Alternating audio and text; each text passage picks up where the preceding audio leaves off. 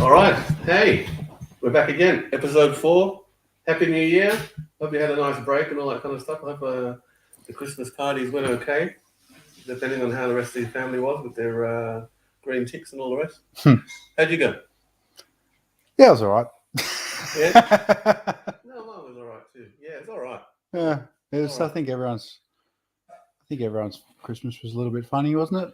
Yeah, everyone was a little bit funny in I some think. way. Yeah, whatever. You heard some shocking stories. Mostly from retards. Mostly from retards. Yeah. So, hey, before we continue, language warning. If you don't like certain language, this is not your show.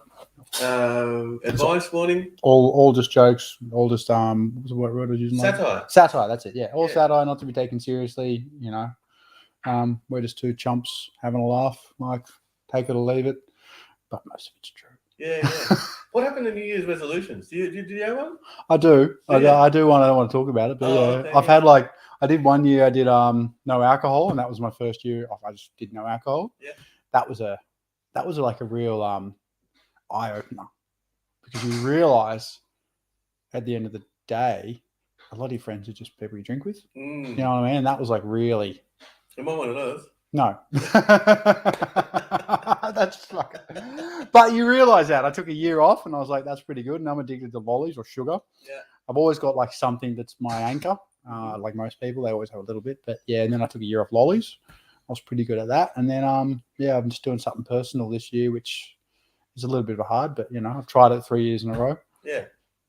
How about you? Well, it's interesting. I think I haven't done a New Year's resolution for a long time. I kind of lost interest because I think you find all the time. I wanted a big one. I'm going to lose some weight. I'm going to quit something. I'm going to do all these things. And it seemed very superficial kind of ideas to me. I think we should all aim to be better people. Just in general. New Year's resolution, let's be better motherfuckers to each other, right? I think, but I think that's been. It doesn't. You don't have to wait for New Year to do that. You can just go. From today, I'm going to be better. Or the fireworks maybe has something. I don't know. You know. But anyway. So this whole. There's a lot of things we talk about a lot in other episodes where there's, all these ideas that we don't know why we have them, but we kind of have them, and we sort of just play out the program because that's kind of what we know. Well, even the idea of like keeping time, right? Yeah. You know what I mean? Like how, okay, I get it. Obviously on the 23rd of December, the sun goes down. How are we then deciding that this is a new year? Like, anyway, I'd like to fucking figure that out. Yeah, for sure. There's so many things like that. The time issue is a big one. I'm probably sure half an hour. About the whole time thing. I got a book in there that I really want to read. I think it's like basically how they came to that fruition of what everything was. It's like, because like when you grow up and you're like, hold on, so Muslims don't. It's not the year. It's like 1666 or something for Muslims, right? 1684. Yeah, they sorry. At a different point. Yeah. Yeah, and then I think Jews are the same thing. Like they have a different system, right? Yeah. Because they're waiting for the savior, right? The savior's not here. They're waiting for the next one. So I guess they're still based on same Abrahamic thing. I don't know. I don't know enough, but yeah. So first time I realized that, I was like, it's pretty interesting. You know, just realizing that a different culture has a completely different year. Like, okay. So what year is it? What do you mean? Well, it's even that. Even personally, there's this whole thing about mind over matter. Lisa Rankin wrote a book, and she talks about cancer patients, and they get told they got 2 months to live, and then they die on that 2 months. So there's this whole thing, and then she changed the narrative quickly in an experiment, and she started telling if the prognosis was 2 months, they'd start going. They changed it to it's not good, but together, and this is a very key point. Together we'll work it out, and you'll be fine. And people lived past the whatever the prognosis was. So once again, in the old and ancient days, did we have birthday parties? Did we blow out candles? Did you know you were 85? Did you know it was time for you to die? But somehow society now, the news tells you the average age of a male is this, and then totally. Then all of a sudden you start click. Yeah, it's time for me to get out of here. Very interesting. Because you think about, for example, I don't know, some older generations, like. There's a little element of like, oh, fuck, do I want to keep going? Yeah. Right? Yeah. And has that been a little bit programmed or manipulated or in some fashions, I think, put onto them? I don't know for sure, but coming across all that stuff, there's a high fucking chance of that for sure. I reckon. All right, let's get into it. So, yeah, I guess I'm starting today. Let's go. Righto. So, we've got a new format. Everything's on Anthony's computer today. So we're just going to go through a couple of things I've been looking at for the past I don't know, like a year. I heard it come out around about a year ago, and I was like, hold on a minute. And I just started registering and just playing with a few ideas in my head. And I started having these thoughts. And I think you and me spoke about this. And that was this relationship between this disease and what's it called? Autoimmune deficiency disease, which is AIDS, right? Yeah. But then you've got a variation, which is vaccine-induced autoimmune deficiency disease. Oh, I didn't know. Yeah. Yeah, well, that's like, I don't know if you've ever watched any vids on vaccines, right? Yeah. So from my understanding, but one of the main adverse reactions is autoimmune disease, right? Now, if you think about just growing up and having friends, like I know someone right now who's got autoimmune disease. One of the guys from the beach just got autoimmune diseases, right? And what is autoimmune disease? Now, it seems to be just a breakdown of your immune system. And at the end of the day, I think there's something going on, right? And it's starting to come to fruition. Like this was just a hairball nutbag thing that I had in my head. And I was like, you look at Kerry Mullis, and then you look at, the relationship that he had to the AIDS scam back in, the 80s or whatever. And then you get back to Kerry Mullis in regards to him calling Fauci a fraud. Now, I haven't obviously read Kennedy's book yet. It's in the mail. That's my parents' Christmas present, by the way. If you're watching this, sorry to ruin the surprise, Mum. But yeah, I really obviously want to. They're going to love it. So yeah, I just want to start with just a little bit of a breakdown of my understanding of Kerry Mullis and the progression between this relationship with this guy, right? His PCR tests, the AIDS dilemma, Fauci, and just moving forward. So we'll start here. Dr. Kerry Mullis was awarded the Nobel Prize for his invention of the polymerase chain reaction, the PCR. The PCR is a method of analysis and wasn't designed to test for a virus.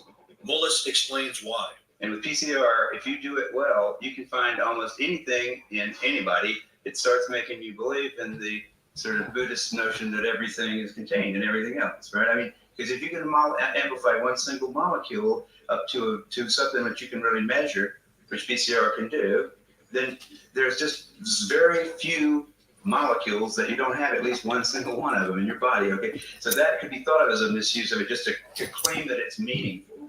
The PCR test can potentially find anything you are looking for, depending on how high you turn it up. And this is exactly what has been done. The official protocol given for the PCR testing of COVID-19 created a floodgate of false positives to skew the results. They call it asymptomatic because it's a lie. These people don't have symptoms because they don't have COVID-19. They do it today because they've done it in the past. Crazy, huh? And always gotten away with it.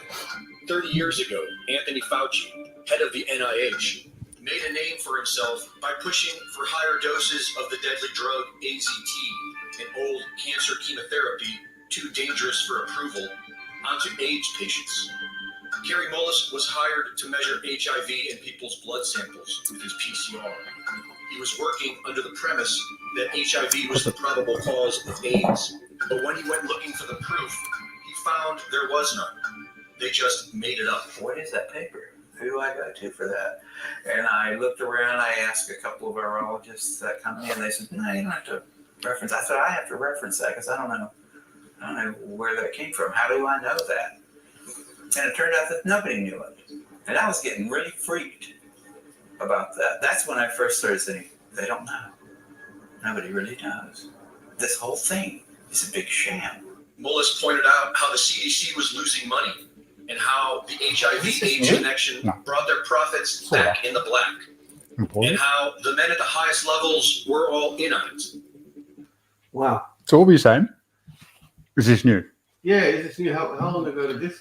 Well, have you seen those videos before in regards to Kerry Mullis just explaining that? No. Okay, so roughly... stuff all weird. No, I'm not surprised. I'm surprised that it's like open on a mainstream sort of, mainstream enough site. Yeah. Well, it's from my understanding. I'd like to finish it because it's all good stuff. But from roughly speaking, right? They never had the AIDS genome. Yeah. They what seems to be gave false positives to people. Now, whether or not they were sick in regards to something else going on, I don't know. Like, these are all just speculations anyway. We're just two chumps having a laugh. Yeah. But they never seem to have the age genome. Kerry Mullis pinned Fauci on this, right? And Yeah. said, yo, what's up? And that he just walked around exactly like what's going on now and said, where is the what am I using to look for what I'm looking for, right? What are we using to put in this PCR test to figure out? Turns out they didn't have it. They had nothing. They had no like right genome. They didn't have 1, 2, 3, 4, 5, 6, 7, 8, 9. They had nothing. So then he started going, this is a fucking scam, right? Yeah. Because this guy here, who might I add is the bad guy in Dallas Cowboys Club. That was a movie I was trying to think of the other week. Yeah. Right? So the bad guy in Dallas Cowboys Club is Kerry Mullis. And guess who just got fucking murdered the other week? The director of Dallas Cowboys Club. No way. Yeah, he's fucking gone, right? This is what happens when you goddamn make movies about the system, Yeah. right? Obviously, we could be on that list. Wow. We're very low, but we could be on the list. Yeah. We're probably on the list now. So anyway, yeah. And then he started realizing that this guy seems to be manipulating the data to push the new drug AZT. Now, I don't know enough about this AZT drug just yet and how it's all worked, but it seems to be the same blueprint, right? It just seems to be the same scam, Yeah. right? Manipulate people into thinking they got X, get them to take Y, desired outcome Z, which is Whatever it is. well, it's usually you're not making it. You know what I mean? Like that's the point of everything, right? Is to depopulate the planet and get rid of us. So it seems to me like he's pulling the same stuff. But yeah, let's just finish this off. I've got a few more things on this. Kerry Mullis knew these men were dangerous. I'll just bring it a bit. People let me walk in and asking them those kind of questions, and they're willing to like go to great lengths to prevent that. They're out on a limb. I wouldn't want to be there with them. But he was still outspoken. When ABC's Nightline approached him about doing a documentary on his work, Mullis convinced them to cover the HIV debate after nearly a decade of ignoring it. In a 1994 interview with Celia Farber for Spin magazine, Kerry Mullis expressed how he really wanted to expose Anthony Fauci and Robert Gallo. He said that he'd be willing to chase the little bastard from his car to his office, a Nobel Prize winner trying to ask a simple question from those who spent $22 billion and killed 100,000 people. It has to be on TV. I'm not unwilling to do something like that. Unfortunately, not many people were listening back then. And on August 7th, 2019, just about 3 months before the first utterance of COVID-19, Kerry Mullis, age 74, a Nobel Prize winner, inventor of the PCR test, a man who was once willing and eager to expose Anthony Fauci, quietly died of pneumonia. The timing of it all is mysterious to many of us. Yeah, so that's fundamentally how you do this. I apologize. I'll learn how to use this next time. That's amazing. So yeah, that's something I saw at the start of this thing, and I was like, okay, that's registering with me, right? Because I've thought about this a lot, right? And it just seems to be the same sort of, like, as you know, like they always seem to use the same sort of blueprints, right? It's like a playbook that they use constantly, and you've seen it with, for example, some of the school shootings, right? Yeah, it's the stuff. Same shit, same fucking people doing the same thing. You got these goddamn fake actors. What? Here she is in a wig, and here she is here, and then, for example, you had that is it the Canadian health inspector, right? Actually, no, it was a Fox health inspector, right? And she was one of the main people at the Boston bombing. What do you mean Fox? I don't know. Fox News or anything? Yeah, it was Fox News, okay. right? I could be CNN. I don't know. Like at the end of the day, they're all the same. It's just different sides of the coin. So a health inspector from the channel. Well, it was like their go-to doctor, right, for stuff. Oh, got you. And she was on there going blah blah blah blah blah. Yeah, he's the blah, sunrise blah, doctor. Yeah, Gotcha. exactly, right. Yeah. And then this is the same doctor they used for the Boston bombings 10 years ago. There she is, the right. same thing, going, You ever watch the thing on the Boston bombings? No, not really. Same fucking shit. Same shit, man. You just watch it just going, fuck's sake, how do they get away with this shit? How do they get away with this shit? But it's just another one of those things. Anyway, she's back there doing the same thing, spurting the same nonsense. So they use the same players because they know they're going to be friendly to the cause or friendly to the whatever it is. Yeah. So yeah. Let's go to the next one if that's cool. Show me how to use it so I can show you. No worries. Control T, Control Tab. I'm gonna add this in.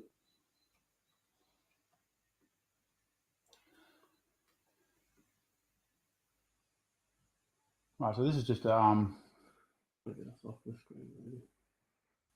What's that?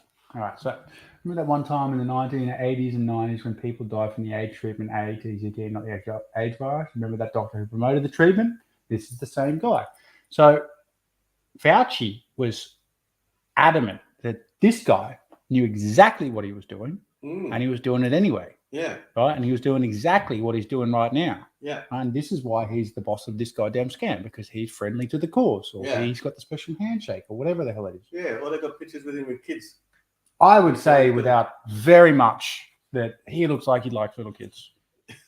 Yeah, you can tell. He fucking looks like it, right? Satire. Anyway, so then we'll go along here. Let's just click along these. Okay, sorry, mate. We'll make this a bit This one. Click along to the next one. Yep. And are they seeing what we're seeing right now? Yep. Okay. So then at the start of this, right, I don't know if you remembered, but at 2 times, I couldn't find the second one, but it was 2 times. So at the start of this, right, you had this report. Australia ends COVID-19 vaccine trials due to HIV antibody positives. So following consultation with the Australian government, they decided not to progress the vaccine candidate in phase 2 defendant trial. Now, they were finding, in a nutshell, people were getting AIDS from the vaccine trials. Yeah, I did remember hearing something about that early on. Yeah. Now, that happened twice. Yeah. That happened twice. That happened once, and I couldn't find the second one. Sorry. It's there. Like, it's happened 2 times in the past year where, first and foremost, they slipped that they were finding people. Oh, the second one was in Queensland. But anyway, the first time they were slipped and said people in the vaccine trials were getting AIDS, and then they started asking people to test for AIDS. Yeah. It's like, what?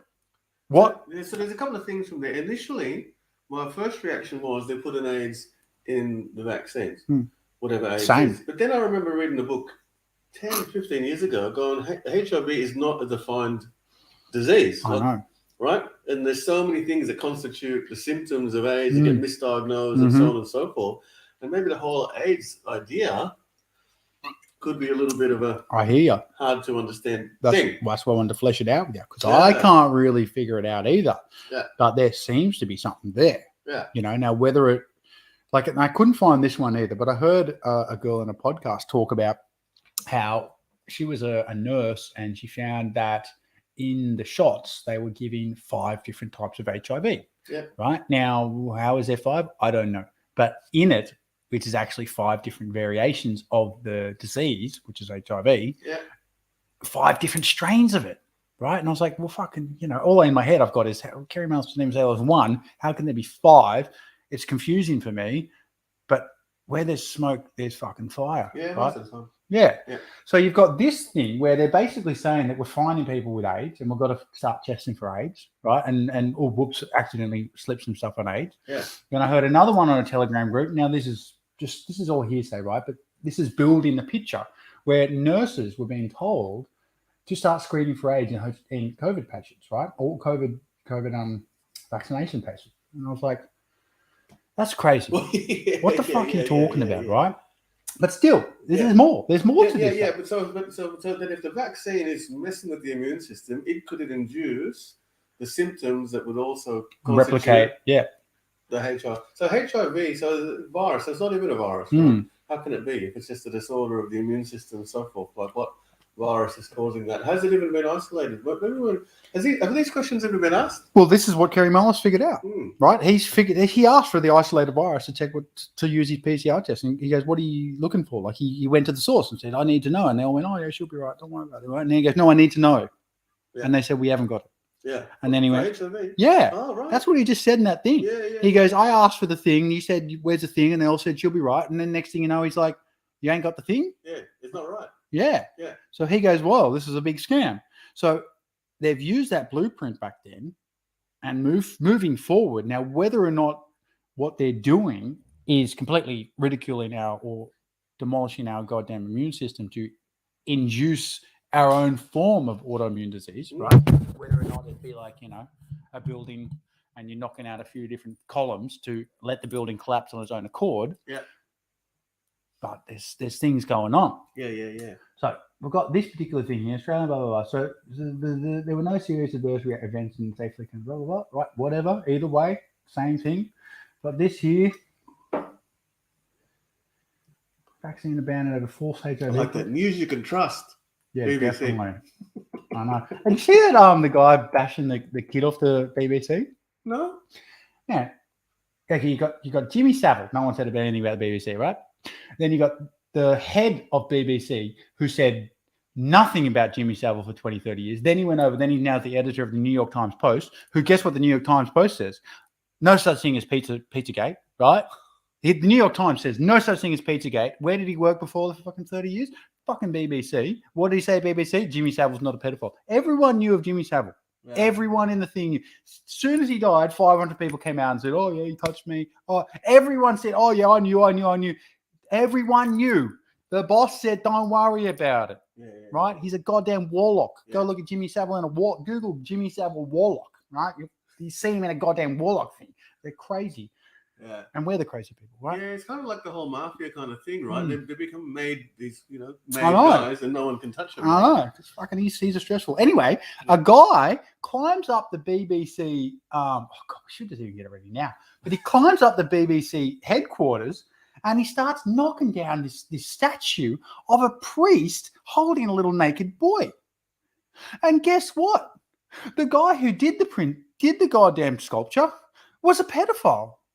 Wow. He molested his daughters. Wow. He's in jail.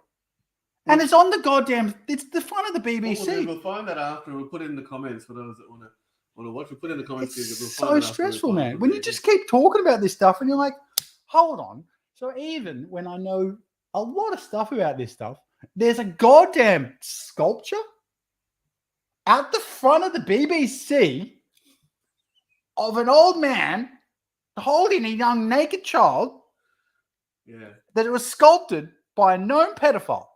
It's something that'd be like from an 80s horror movie, like the Damien or something, and and the audience is like watching it and going, "Hey," because the camera's we're sitting there going, "Hey, look at that!" Yeah, but all the characters in the film don't get it. I know. It feels like it. Like, and you constantly just going, "This is insane." Yeah. Like this is anyway. That was another thing, but yeah, I was just like, "Hold on, he was what? He's a pedophile." It's a pedophile sculpture of a touchy little boy, not obviously on the. I'm not laughing at the idea. I'm laughing at your reaction to the whole thing. It does my head in. It's not a funny topic at all. But I'm just laughing at your reaction to because I get it, right? I know. When you see this stuff, it's fucking heavy. It's stressful, And then you got everyone who just doesn't want to talk about it, and that's why they get away with it because no one wants to talk about it, right? All I want to do is talk about it. No one wants to talk about it, right? And that's why they get away with it. So start talking about it. Go to Christmas dinner. Go to anything. Talk to your mum. Talk to your uncle. This is what's going on. The reason they're getting away with it is because no one wants to talk about it. Hey, we're talking about it. Thank you. What do you reckon about that? What do you reckon? So, Australia vaccine abandoned over false HIV. Same thing.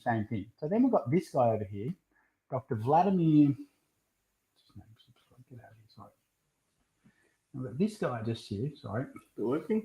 There we go. Zelenko protocols against COVID-19. Okay, Zelenko protocol inventor. No, sorry. So basically, this is some guy in the UK.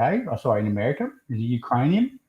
He's fundamentally a doctor. Have a look here. Okay, Zelenko graduated summa cum laude and BA degree in high honors chemistry from the university, receiving a scholarship to the Buffalo School. Blah blah blah. Anyway, he's a seems to be a well-known doctor. And then we've got this thing here. I don't know how long we're going to go with this. He says it in the first 5 minutes, but this is Dr. Zelenko. The COVID vaccine causes AIDS, right? Now look at this. Look at everyone on that. Even on that title screen, if you like. Who was there? There was. I missed it. Everybody there. I missed it. So it'd be a safe statement if I were to ask you, do the COVID-19 vaccines cause AIDS? What would you say? I actually said it for 2 weeks. I've been screaming it causes AIDS.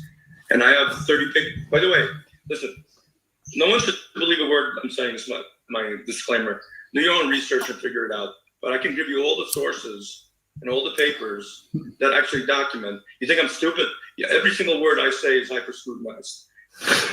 Yes, and yes. Thrive Nation, I am actually very excited to be on today's show. I'm excited to have today's guest. Right, so I don't think we need to go much further than that. But as you can see, yeah. right, this is just another doctor basically saying what I've been thinking. Now, obviously, it's not me, but there is. But he's a shit one, mate. He's not on Sunrise.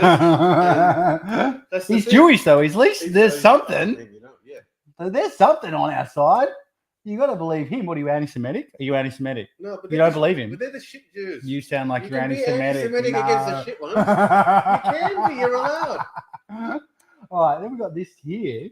By the way, you know, Semites include people who speak Aramaic and a whole bunch that's of true, Arabic. that's true. So yeah, That's true. That's only 5% of them are actually Jews, aren't they? yeah, that's right. So then we got this here in Russia, right? New law faces medical examiner on foreign trade association, right? Russia's leading foreign trade association announced new law. So this is from the 14th of December last year, requiring an elaborate set of regular medical examinations for sexually transmitted disease for drug use for all foreigners who work in the country, including their family members. Blah, blah, blah, blah. Long story short, you now have to get tested for AIDS to go into Russia if you're a foreigner, right? Yeah. Just out of the blue, you need to get tested for AIDS. I'd imagine there's a lot there already. What are they doing? It's like going. And then we've got last two things here, right? We've got two things. Okay, hold on. There's two more things, right? I don't think you've opened up all of them. No, maybe I haven't. No. I've just got these links Okay, hold on. all lined up. Bloomberg, Rumble. That expert is worse than we thought. How do we open that one? Well, it's been open.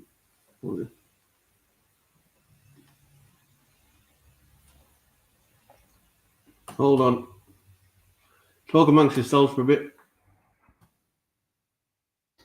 So yeah, there's a few more government. I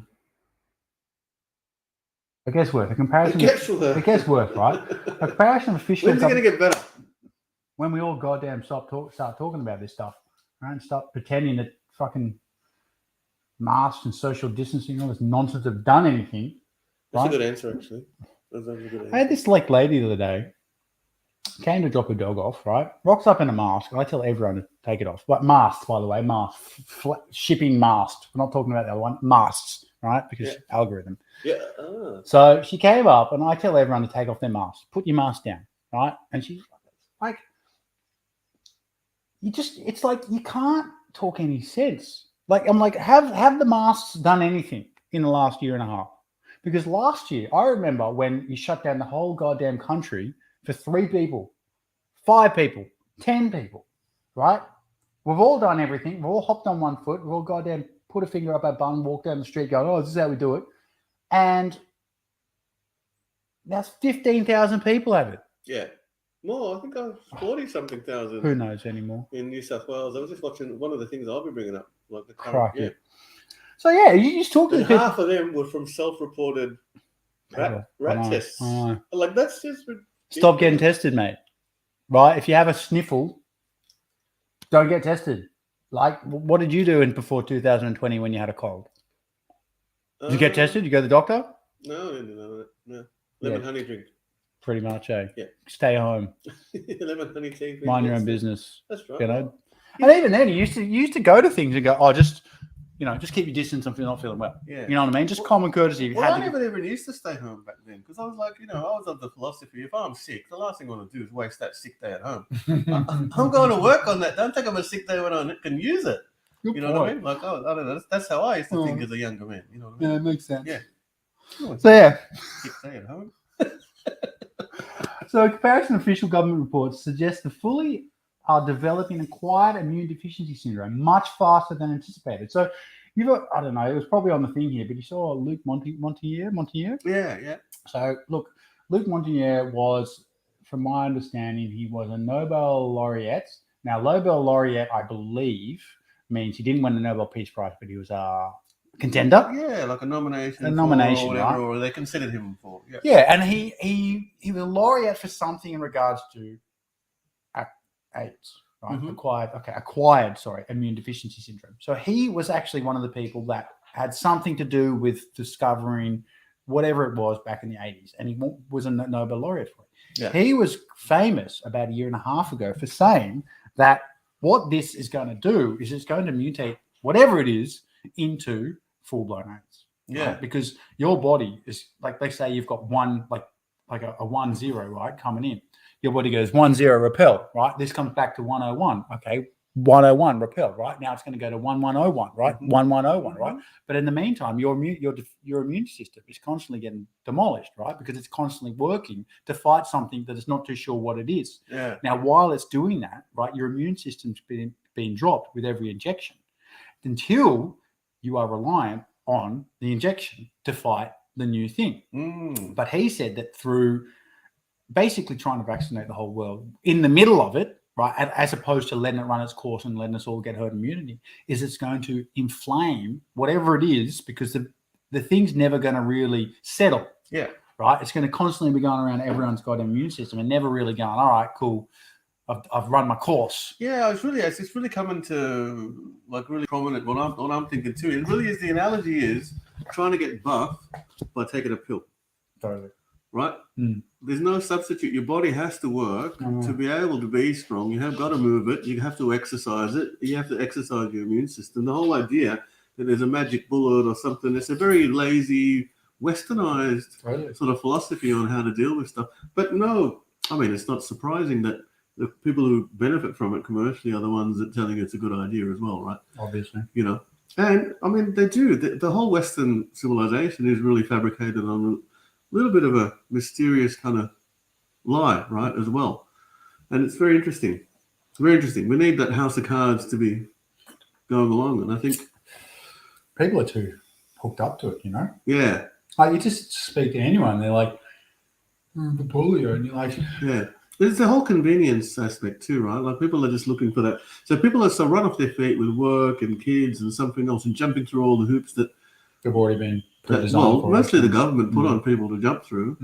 That if someone can, can save time doing that, I don't have to go to the gym. Like that, if there was a solution, if there was a vaccine that made you buff, I mean, everyone would line up for that, right? But would it really be beneficial? There would have to be a downside to it in some way. No, it's never real. Or would it last? You'd have to go get your boosters or someone else like it's that. like when you have a cold. And you'd have side effects and all the rest, right? Yeah. It's like when you have a cold and flu tablet. Like, you always, be personal, always try and put off as much as I can. Yeah. And just handle it. But at the end of the day, you have a goddamn cold and flu tablet. It's amazing. Completely disguises the whole flu. Yeah. You barely even notice you got it. You wake up the next day going, fuck, I need another cold flu tablet though. Yeah. Right? Because it hasn't dealt with anything. But you're, oh, this is great. And like, got speed in the world. You're like, oh, I can do this, right? But it's just disguising everything. Yeah. Right? Which is exactly what this goddamn thing does, which is...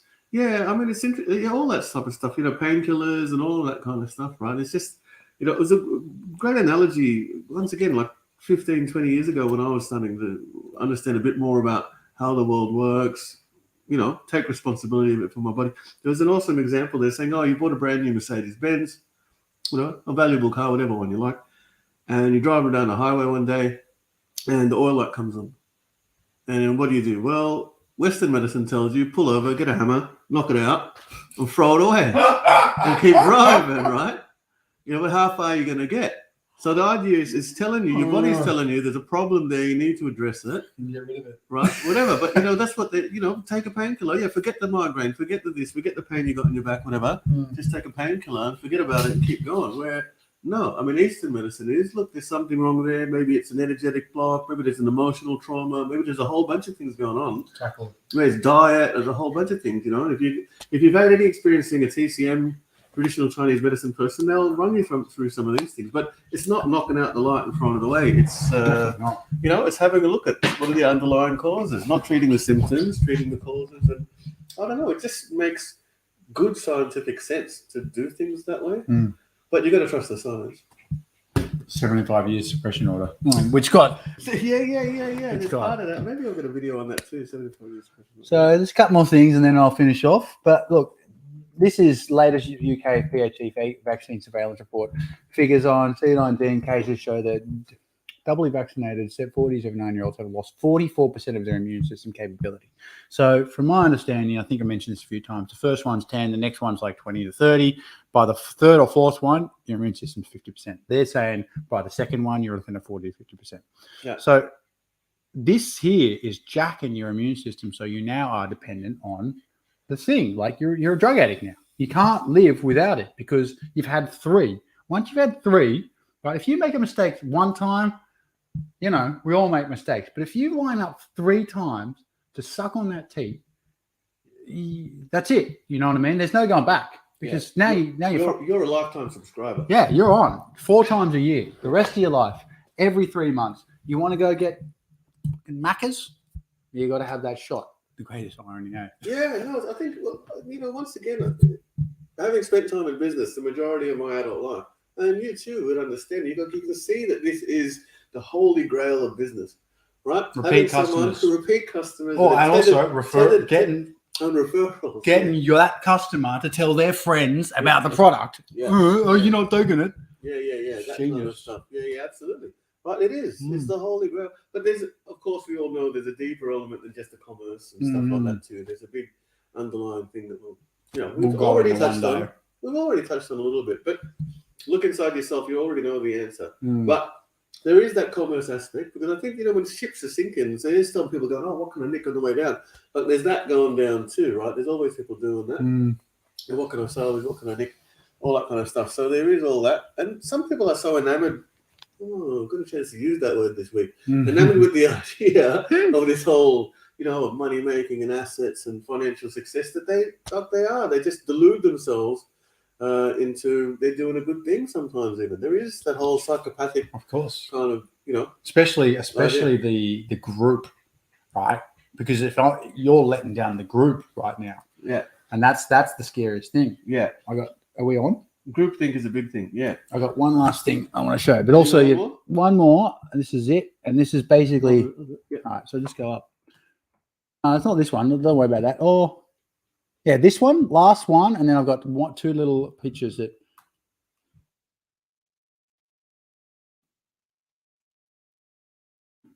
And then I've got 2 pictures that I just want to show, and then I'm done.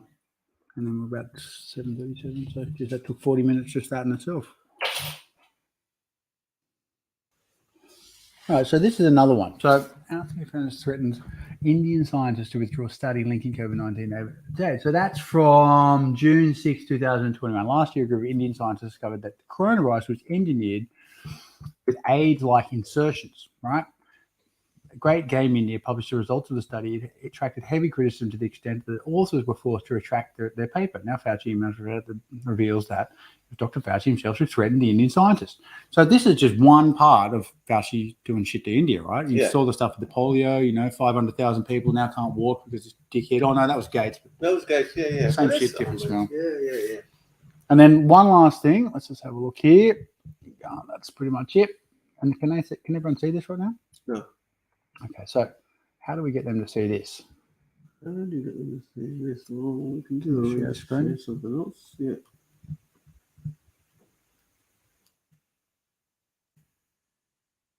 That.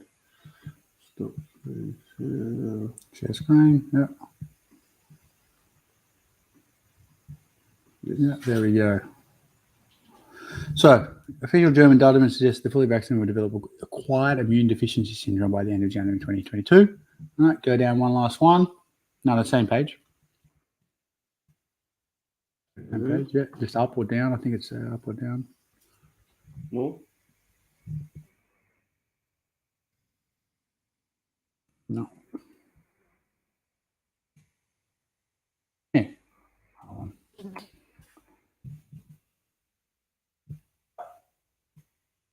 What's this? What's this? No, I think I'll bug it up.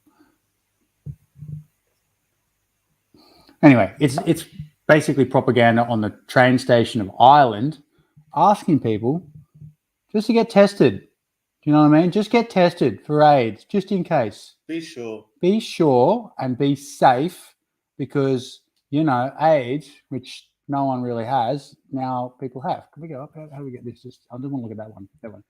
Let's talk about HIV testing. So, I know, but see, now that what I see this straight away is now that you've predisposed people to this idea of getting tested for something that they might not even have a symptom for, etc. Of course, you're now going to capitalize on this. Test for this, test for that, test for something, meningococcal, like everything. Ross River fever, like it's all just going to be. Couple that with everything else I just look at. Yeah. There's something going on. Yeah. I get what they're trying to do, but there's something going on, right? Yeah. And without really thinking about it too much, what would be the perfect way to kill people? give them something that they'll never know. Yeah. Because, like, and let them consent to it. as Yeah, well, you know, exactly. let them line up. because, like, let's say hypothetically you've got underlying issues that you don't even know about. Let's say hypothetically you had some sort of cancer or like diabetes or whatever, right? Then you get this slipped in. Next thing you know, it starts progressing. Yeah. And next thing you know, in anywhere from 1 to 5 years' time, whatever you get, how would you know it had something to do with the thing that you just had 5 years ago? Yeah. You wouldn't. No, you You wouldn't. would no idea. And the doctor's not going to tell you. Never. Yeah. Never. The naturopath I'm seeing at the moment, you know her actually. Yeah. Yeah. Yeah. Anyway, one of her goddamn clients, been working with her for like 5 to 7 years, got her off all the junk, right? She had chemo or she had cancer, got her off all the junk. 10 years she'd been working with her. Yeah. Went and took the goddamn thing, fucking came back up. She's Yeah. nearly fucking gone. Yeah, wow. Right? It's disheartening, eh? Anyway, that was my little recap of the things I've been really thinking about a lot. You know, I don't know. Do you guys think about AIDS a lot? No. Me neither anymore. How's everyone going? We're getting on 7:41. Oh, we've had a few comments in here. Yeah, the boys. No, I'm gonna live till 100 minimum. Oh, people are listening to what we're saying, man. No. That's pretty cool, isn't it? Louis, you're one of the guys who told me about this stuff. One of my mate's friends, Louis, same thing. Basically, you know, she got the thing and next thing you know, she had AIDS. Yeah. Seriously. Oh, wow. You know, that is, once again, hearsay. But, you know. We might need these lights on Yeah, that's all good. as it gets a bit Oh, darker. here, and you hold this. All right. We'll go on to some of those things. Maybe my stuff's a little bit more lighthearted than some of that. But no, it's all very valid and it's all satire anyway. So, you know.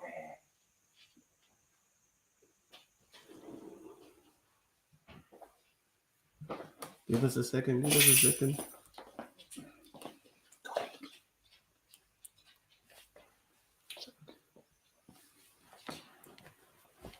we go. Look at this.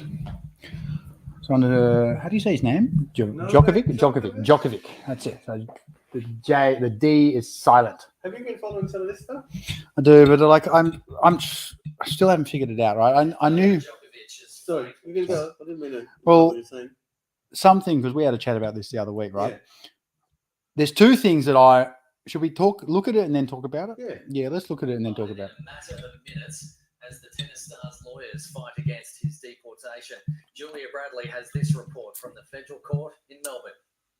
We understand that the tennis world #1 Novak Djokovic will be watching this morning's proceedings from his lawyers' offices in the city. Just in the last half hour, he was spotted leaving the detention facility that he's staying in at the moment, the Park Hotel. That is where he was previously detained when when that cancellation of his first visa came through. Now, we are He doesn't have an expecting exemption? this to be a pretty short hearing this morning. This is really the chance for Novak's lawyers to argue that his visa should be cancelled and that he should not be deported. It's going to be live streamed on the federal court YouTube page. We are expecting tens of thousands of people to tune in. Now, the lawyers representing Immigration Minister Alex Hawke, they are arguing on the grounds of health, good order and public interest. They want to argue that keeping Novak Djokovic in the country would incite anti-vaccination sentiment. But Novak's lawyers are arguing that this decision is irrational and that sentiment could arise even if he was deported. They also want to pull apart that public interest ground, suggesting that if he is in fact deported, then that could hurt Australia's chances of holding an Australian Open in the future and also hurt the country reputationally on the world stage. Now, we did have confirmation last night. This will be heard in front of a full court this morning. So 3 judges as opposed to a single judge. And we understand that this could hurt the government's chances of an appeal if they are unsuccessful this morning. This, of course, all playing out just 24 hours ahead of the Australian Open. Before you go to bed tonight. Right.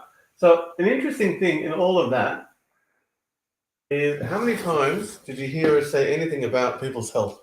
Right, there was not one mention of that. Like we talked about this before. There's so much to unpack, and you might have seen me looking at what the court decision might have been, because there was supposed to be a court decision that that was supposed to come to today. So he He's lost. So he lost the court case. All right, never mind.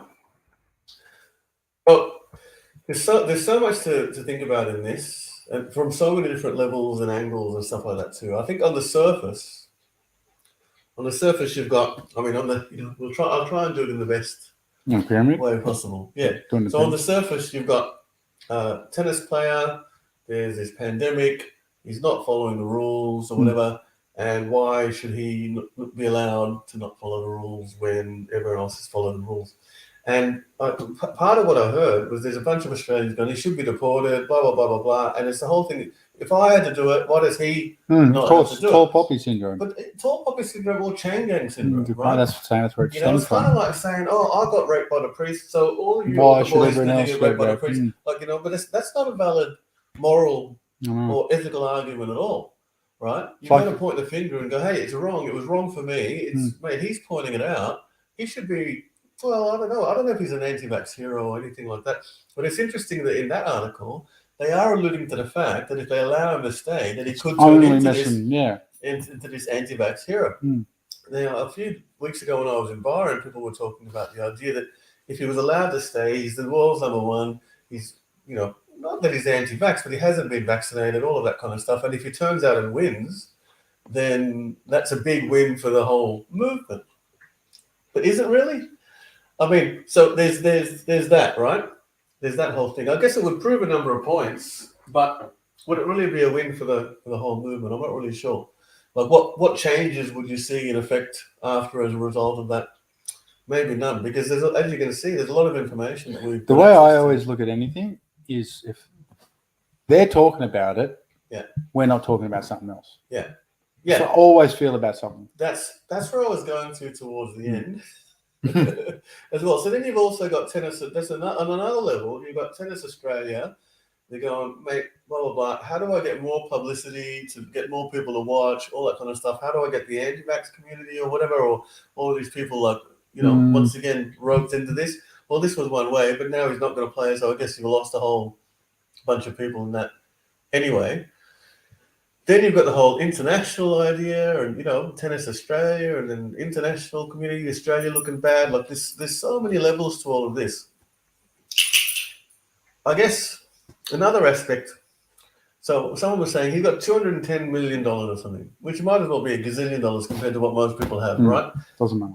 Right? So if someone like this can't get through something like this, then you know that no matter how much money you got, you're still a slave and you ain't shit. Yeah. Right? So there's people that pull strings and it ain't about that. So why are we then slaving ourselves trying to get somewhere like that when at the end of the day, squat? It don't mean diddly squat, right? I think that's a pretty important, like, underlying message. Right. So with all of his doctors, he's probably got doctors on payroll, lawyers on payroll, the whole other thing. Well, I don't know how the hell he got an exemption. Like, how the fuck did you get that? Like, we're going to nearly impossible. Yeah. You know, I guess if you got money like that, you can throw a bit around and get people to do whatever you want. And I think that's another underlying thing too. So if someone like him with $210 million can get exemptions and things like that and do whatever he wants, I think she likes the salt. She loves the salt. And so, right? And so then if you had $1 trillion, if you were one of these billionaires, gazillionaires, like what is it you wouldn't then be able to do? Right? That's probably definitely. And it's highlighting that whole thing. Yeah, right? I like that. I like that angle. You know? So we live in a corrupt world, and it is about who can throw around and what they can do, and you can get people to do whatever you want in a society like we have, or, you know, in an international society like we have. Did you hear the Rio Tinto angle? No. Oh, there was some Rio Tinto angle that I saw on one of my feeds, which I thought was interesting, but there was some mining contract that Serbia had with Rio Tinto or something like that. I don't want to give it too much attention because I don't know enough, right? But I was just wondering whether or not. But anyway, there's something in regards to Serbia and Rio Tinto. I'm not surprised. I'm open to a whole bunch of stuff. But at the end of the day, too, I go, who gives a fuck? He never helped me move house. Like, you know, I did go in 2010 to watch the Australian Open. It's great to go and watch. But with everything going on in the world, who gives a fuck about who fucking can hit the fucking tennis ball better than some other? Like, you know, there's heart surgeons. I guess many people who watch this in the end, like you do meaningful jobs. You help people on a day-to-day basis. You don't get $210 million, you know, or maybe if you have, please comment and let us know. But most people who do proper work don't get rewarded like this. So why, you know, it's not just tennis players, but sports stars in general, right? You know, especially in America or even here, you know, if you football, you're 360 grand a year or something more than that now, whatever it is, something in millions or whatever. So what benefit are you bringing to society to attain this kind of wealth and success, right? Well, give them bread and circuses, mate. Right. You know what I mean? Like, if you think about, for example, everything that's going on right now, and you can still go to the footy. Yeah. Right? Think about that. Yeah. Like, you can't do anything. You can't go to church. You can't go to the shops. You can still go to footy. Do you know why? Because they want you thinking about the footy, right? Yeah. The footy, right? Nothing against footy. Nothing at all. But Noam Chomsky talks about all these distractions that come in. Bill Cooper talks about it as well. Bill Cooper talks about really good. Like, if you think about, you know, what these people bring to society and what they're actually doing, and then you think about all these goddamn stadiums getting rebuilt every, you know, 10, 20 years. There's a lot of money in it. Advertisers, all of that kind of stuff. And that's the clinical answer. There's advertisers, there's marketing. People come in, they watch the show, whatever, the tournaments, and they get paid. But what value are they adding to society? So from a moral and ethical point of view, you know, what type of world are we living in?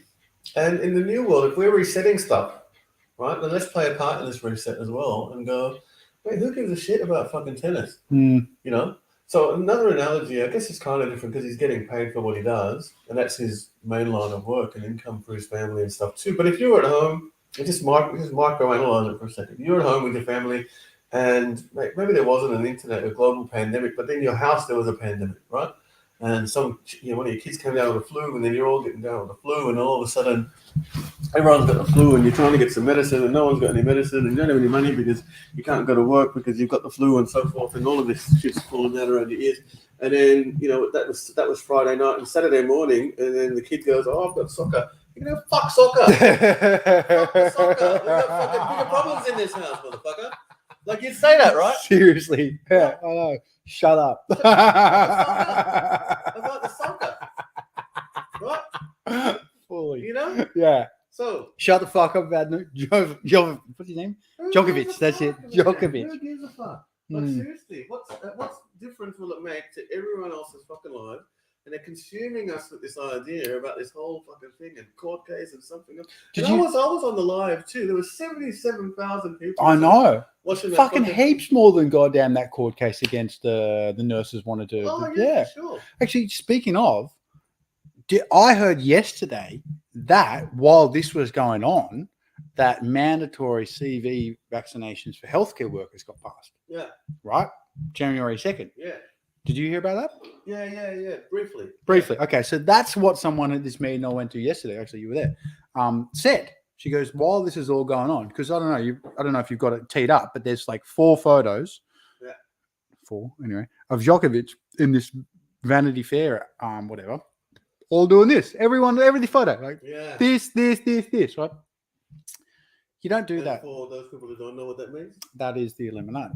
Right? That is the calling card Illuminati, right? You know, just it's not just you do 4. It's like no, that's how they tell each other. Now, whether or not he's aware of what his part is, probably not. But at the end of the day, go up there, do your thing, and blah blah blah. Right? Shut the fuck up. At the end of the day, you know, whatever happens, it's all meant to be. Yeah. Right. And the fact that we're talking about it right now and giving it attention, it's all over the news.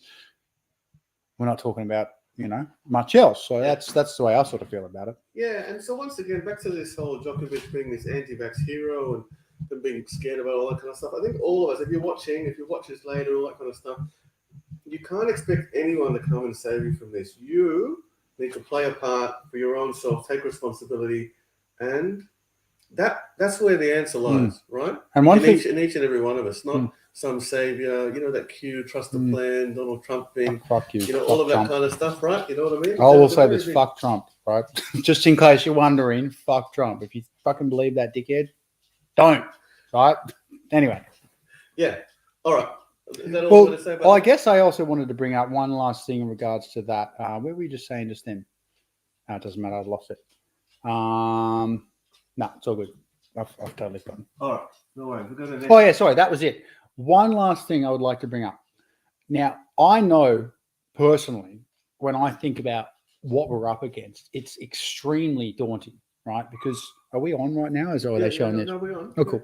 So I always think, it's extremely daunting because once you really grasp what you're up against and the behemoth and how they're using us and how they're manipulating people, you just get so caught up with how are we going to defeat this. Now, what can you do? The number one thing you can do is talk about it. Yeah. Right. And try and convince this person or that person just to have some, yeah, of course. You go. So, in my opinion, right, and I've said this a few times, the number one thing actually, whatever, is to try and not necessarily convince, but to give little seeds of doubt, right? It's not necessarily, hey, I want you to think another way. It's more a thought of, for example, of, okay, if we've all been wearing masks for the past year and a half, masks, and now there's 50,000 people with it, have they been working? What about, hey, last year when, what was it? We're looking at 50 cases, 20 cases, the whole state got shut down. No one's allowed to get outside until we hit 90%. Now we hit 90%. Everyone's allowed outside. Next thing you know, there's 50,000 people with it. Now, 2020, or whatever, 2020, there was 50 people. 2021, 10,000. Now we're looking at 50,000. What is the one difference? What is the one difference between 2020 and now? Can you think about it? Just get them to think about it. Go, what do you think it is? What is the one thing that's changed between 2020 and to 2021? Obviously, we're in 2022. But what is the one thing that's changed between those 2 years? And there's only one answer, because we've done everything they asked them to do. We sat there and we've jumped on one foot. We've all self-isolated. People are necking themselves like there's no fucking tomorrow. No one talks about it. People are dropping like flies. Soccer players dropping like flies. What's the one thing? One thing is only one thing that's changed in the past 2 years, and that's that goddamn shot. That's it. Nothing else has changed. We've all done what we're supposed to do. You try and talk to people and go, hey, anyway, what I'm getting to is just get people to use these little tools and just whatever you've got, because I know I go through the same thing with my goddamn anyone. It's hard. We all get it. I know, but we've got to keep chipping.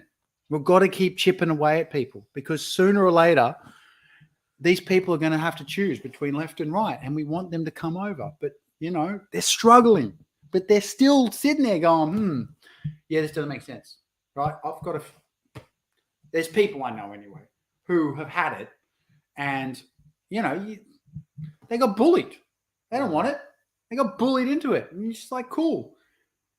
Don't take the next one. Because I'm telling you right now, every tactic they use to make you take the first one, they're going to do that to their kids. Here's the theory, right? Here's the theory. They're going to not allow us. Sorry, they're going to pull another lockdown. What the hell is that? Fly on the camera. Oh, really? Here's the theory, and I want to prepare people for. They're going to pull another lockdown, and from that lockdown, they're going to say they're going to put stress on the family unit, because everyone's going to be at home, all the kids and family, and you're trying to work and you're trying to do everything, right? And while you're sitting there taking your 4 shots and goddamn doing what you're told and just trying to get by, right, and saying you'll never do it for your kids, they're going to say the kids aren't allowed back to school until we hit 80% shot ratio. Just a theory. Let's see if it happens. All right. So just get prepared, because as much as most people agree that this shouldn't be utilized on kids, you need to be prepared to stand up for that. Right? Because if you're going to sit here and go, I would never do that, I'm telling you, fucking 3 years ago, you would say, I would never take the fucking goddamn 4 shots a year. And here you are taking 4 shots a year. So just be prepared. It goes way deeper than that, but yeah, you're right. I was talking to people in January of 2020 going, mate, this is the thing. They're going to lock us down. They're going to force vaccinations on us, blah, blah, blah. And people are going, this is Australia, mate. There's laws against that. That's never going to happen. You're a conspiracy theorist. Nah, mate, settle down. And once again, like I told lots of people, no one apologised. No one Lockdowns apologized, came, and everyone was okay. I know. And then, even during that, I'm like, they're going to force the vaccine on you. They're going to do that. Yeah. And even Scott Morrison is going mate, we don't have a vaccine mandate. We will never have a vaccine mandate. Yet, it feels like there's a fucking vaccine mandate, right? It's very, very clever what they've done. So, I mean, just extrapolate things out is what people need to be doing. And prepare, because prepare. you Mentally don't prepare. mentally prepare, because you may think this is all fucking, we probably don't think it's nonsense anymore considering what the hell's going on, but they're coming for our kids. Not mine. I don't have any yet, but they're coming for them, right? Yeah. And many kids are going to fucking pass. Yeah. And they're going to pass because no one's preparing, right? Have you got 6 months worth of food yet? Have you seen what's going on with the goddamn shelves?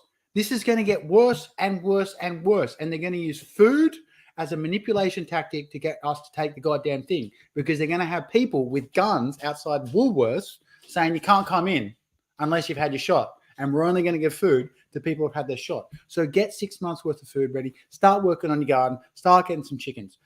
Whatever. Do not, just be ready, right? Just be ready. Yeah, I'll just throw up a comment from Sean. Look at what they do in the UK. Every time the weather gets cold, it will be lockdown time. They want it for 5-year-olds before they will let kids go back to school.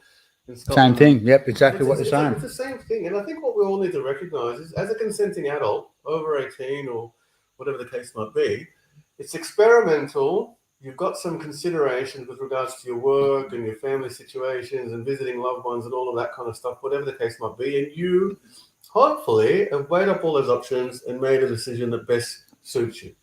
Right? Whatever that is, I'm not berating you either way. Right? You must have made the right choice for you, because it's one you came to as a product of your own conclusion. Now, how can a child do that? No. Right? It's experimental. It's still not off experimental status, right?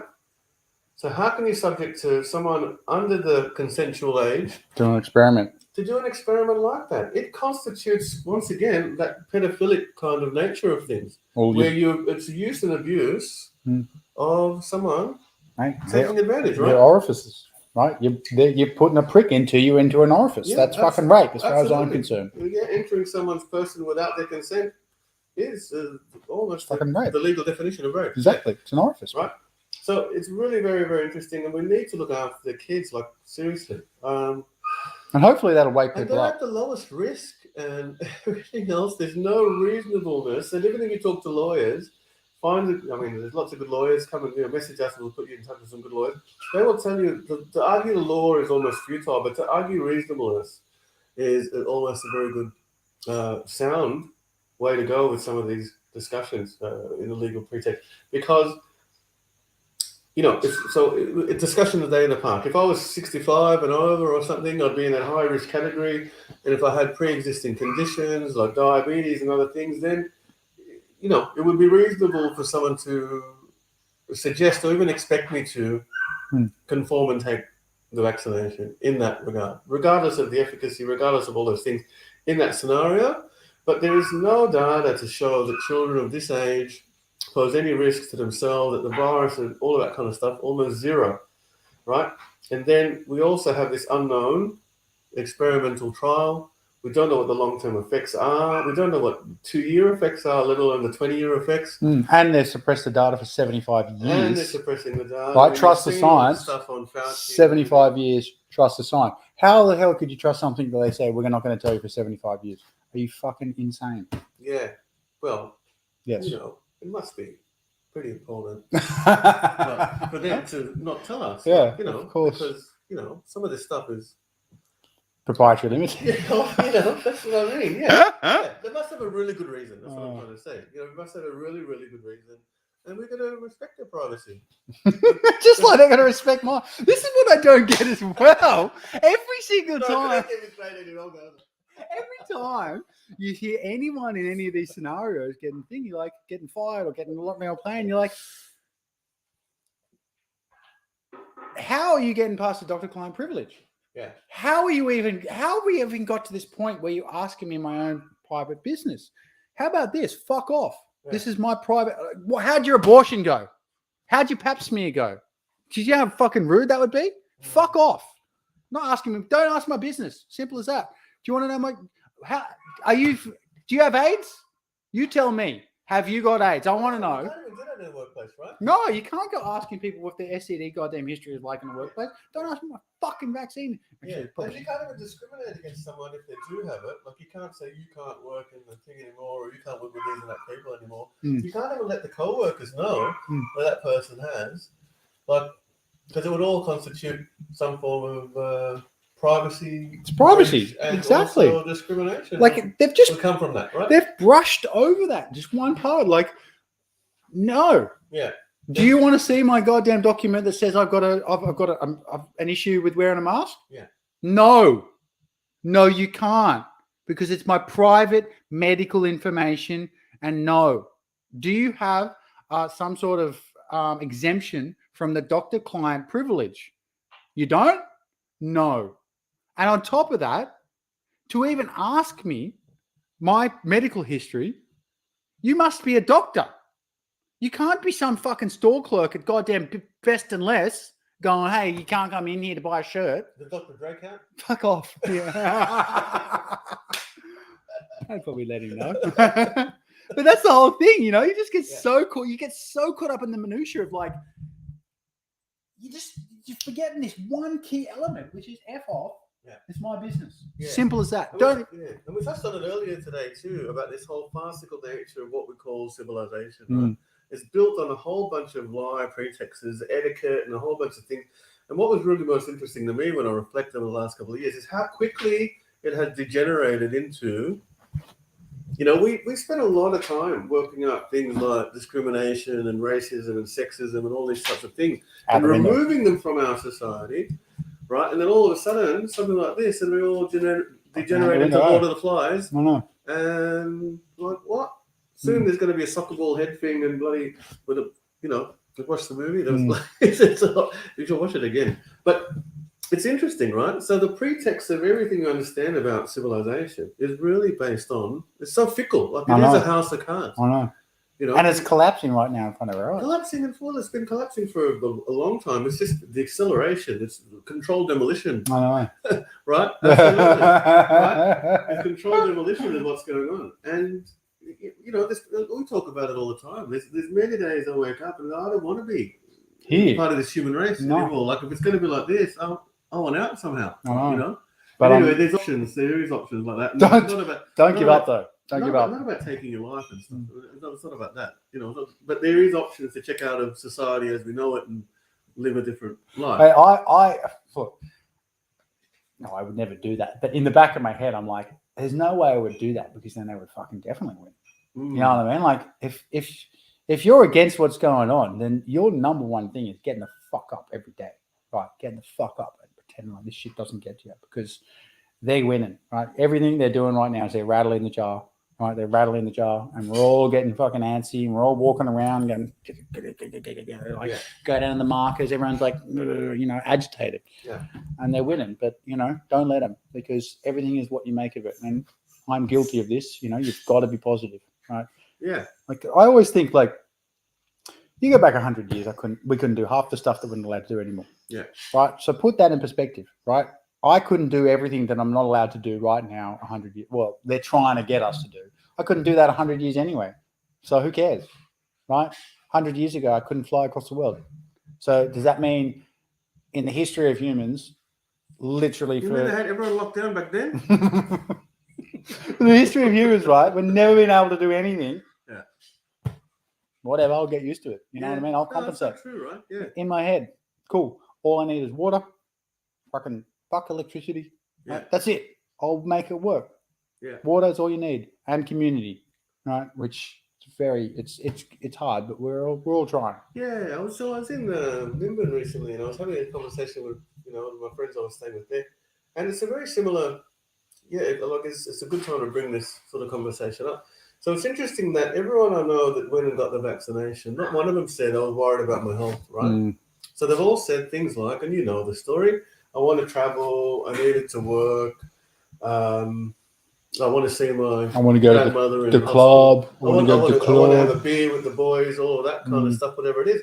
But see, all of these show probably abnormal connection or addiction to the material world and lifestyle, right? And going back to And normal. you talk about these 7 deadly sins and all the rest, you know what I mean? So if this was a test from the divine creator, Totally. then how are you going with it, right? Are you happy to give away all of these worldly desires Fucking snap of a finger, mate. and live simply with yourself, I know. with your connection to the creator, So it's fucking just And be going back happy. to source. right? Mm. If it's a long time, if it's a short time, whatever it is, like, are you happy? Well, are you? Hey? Well, are you? I think I was before. Fucking earth. Yeah. You got to look at the positive tip side. Yeah. Getting back to nature sounds awesome, right? I've been wanting to get back to nature for a while, but I'm caught up in the hustle and bustle. Yeah. Right? And this has forced me. Right? Cool. I got to go to the forest and live. You know, do I have to learn how to hunt? Maybe, but either way, I ain't giving up. Fuck. It's a good opportunity. I think with every crisis, there's opportunity. You know, that whole Chinese kind of, the Chinese, once again, like what, you know, so they're presenting opportunity at the same time, I guess, for those that are seeing it.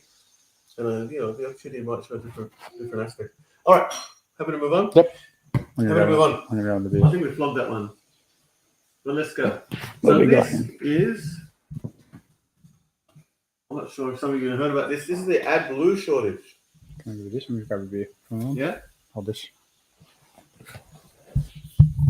So, Hold this one. Daily Telegraph. It came out today, but I heard about it a few weeks ago from some other contacts of ours.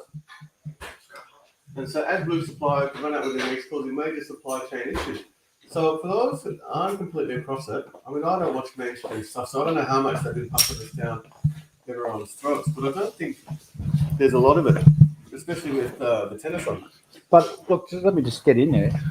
As you can probably already tell, that they're trying to mess with the food chain, and they're always going to blame something, Yes. right? That they'll pretend is completely out of their control.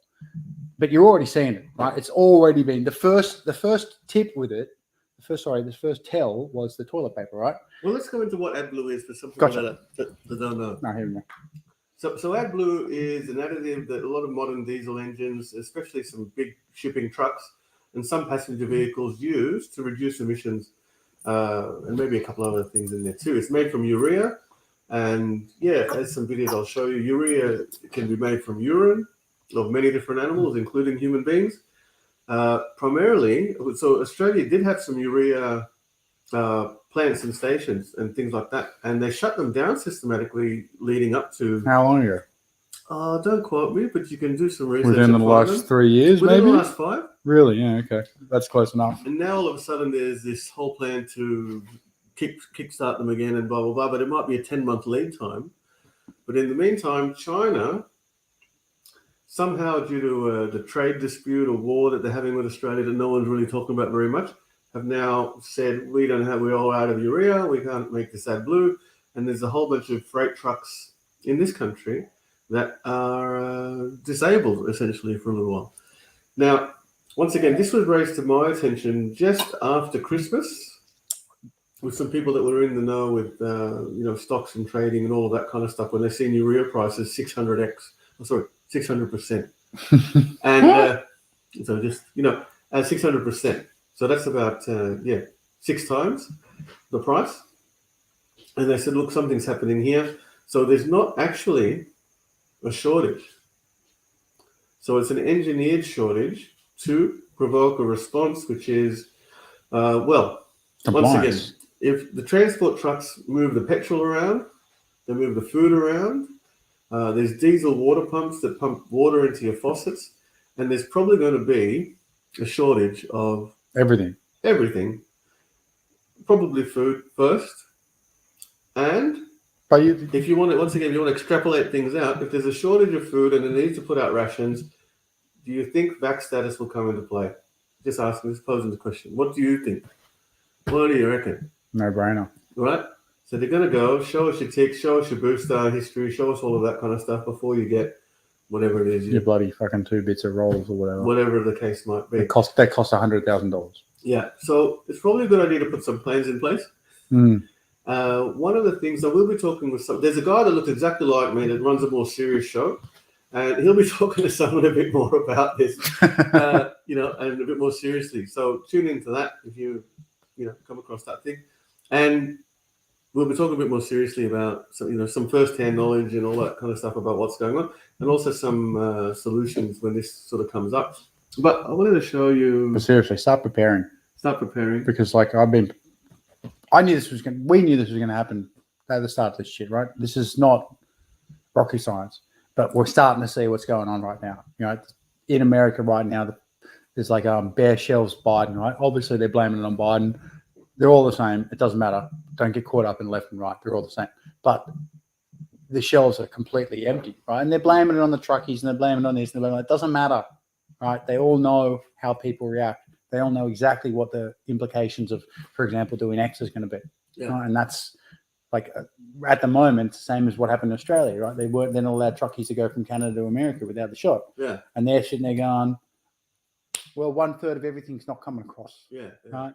And you've already seen it with, wood and goddamn metal and like parts. And I was trying to buy a car like 6 months ago. I didn't get it, but they said, look, I think they were trying to get a Zuzu truck, and Zuzu trucks couldn't get this one little goddamn one part, and the whole thing fucking my car went in after the accident. Totally, yeah. On the 15th of September or thereabouts, give or take a couple of days.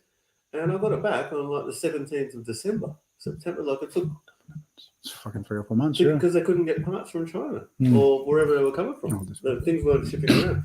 So here's a little bit of a funny thing. I like this guy. If you haven't heard of him before, he's the auto expert. The and he explains it a Adblue bit. crisis. Adblue Gate. Not to worry, dude. Adblue Gate. The Crimson Avenger and his elite team of self-entitled former private schoolboys who all look like vegetables, they're on it.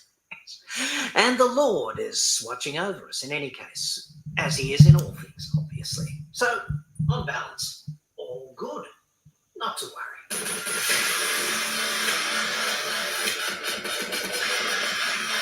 I'm Gilbert Logan from Auto Expert. Upon the hood, I get new cars cheap.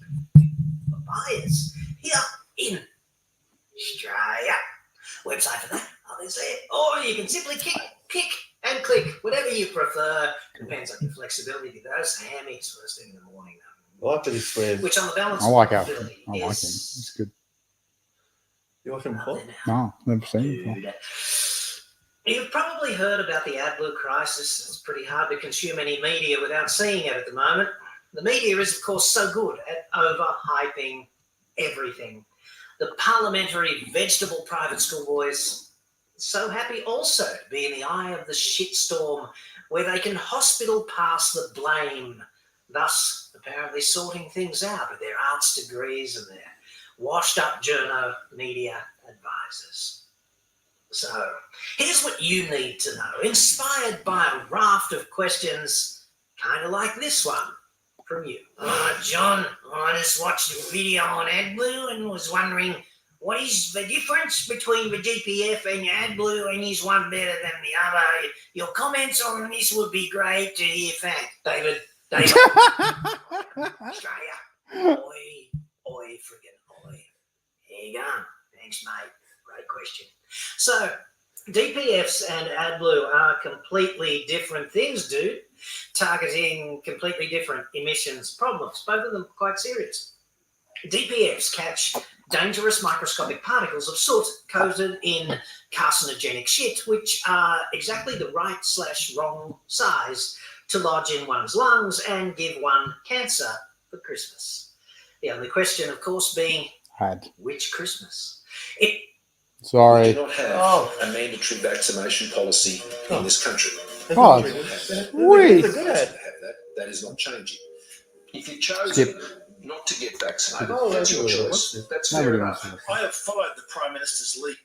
Instead, the particles on the way out of the poop chute in a modern diesel get entombed in a stainless steel coffin just next to the exhaust manifold.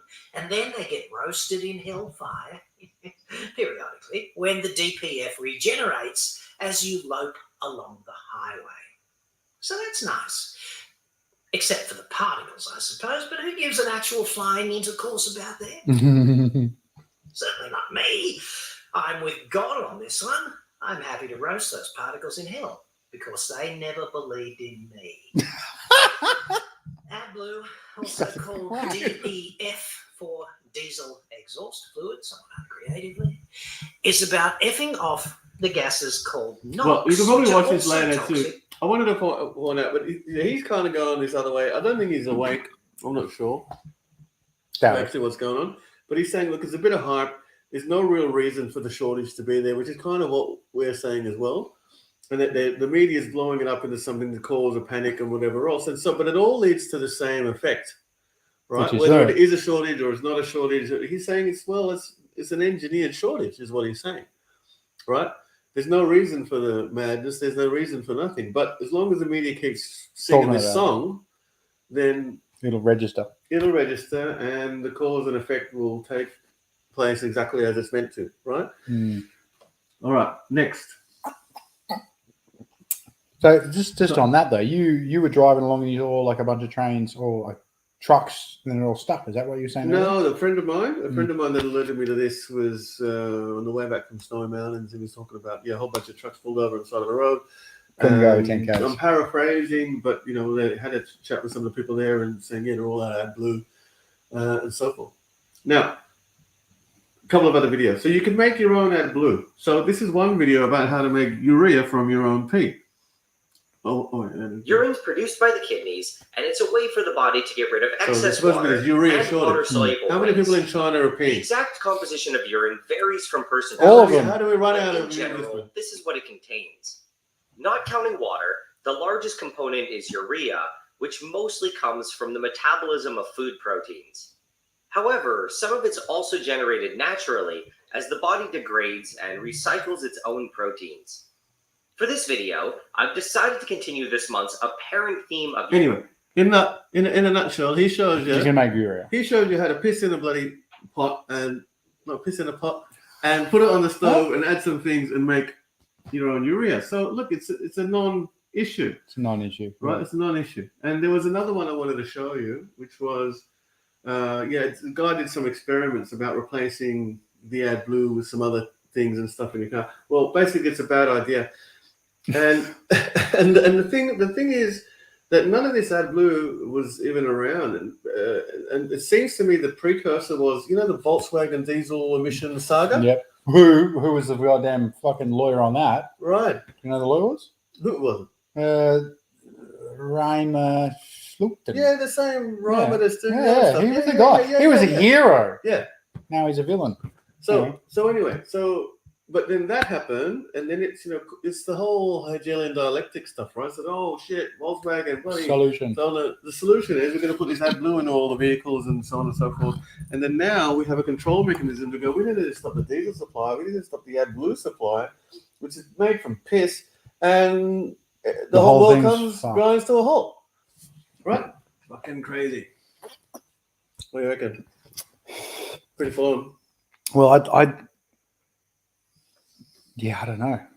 I'll keep going. I'm just wondering whether or not, that's all diesels, right?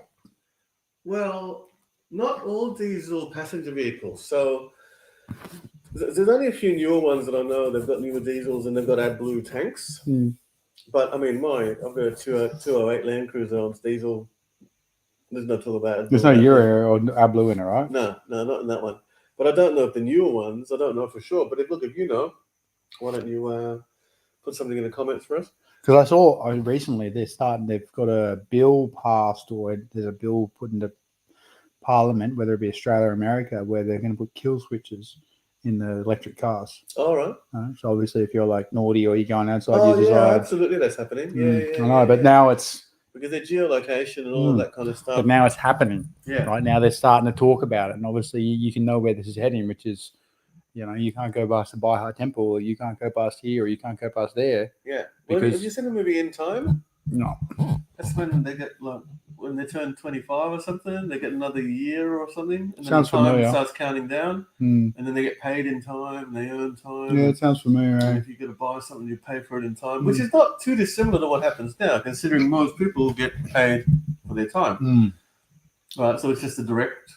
And anyway, and in that, there's these different time zones.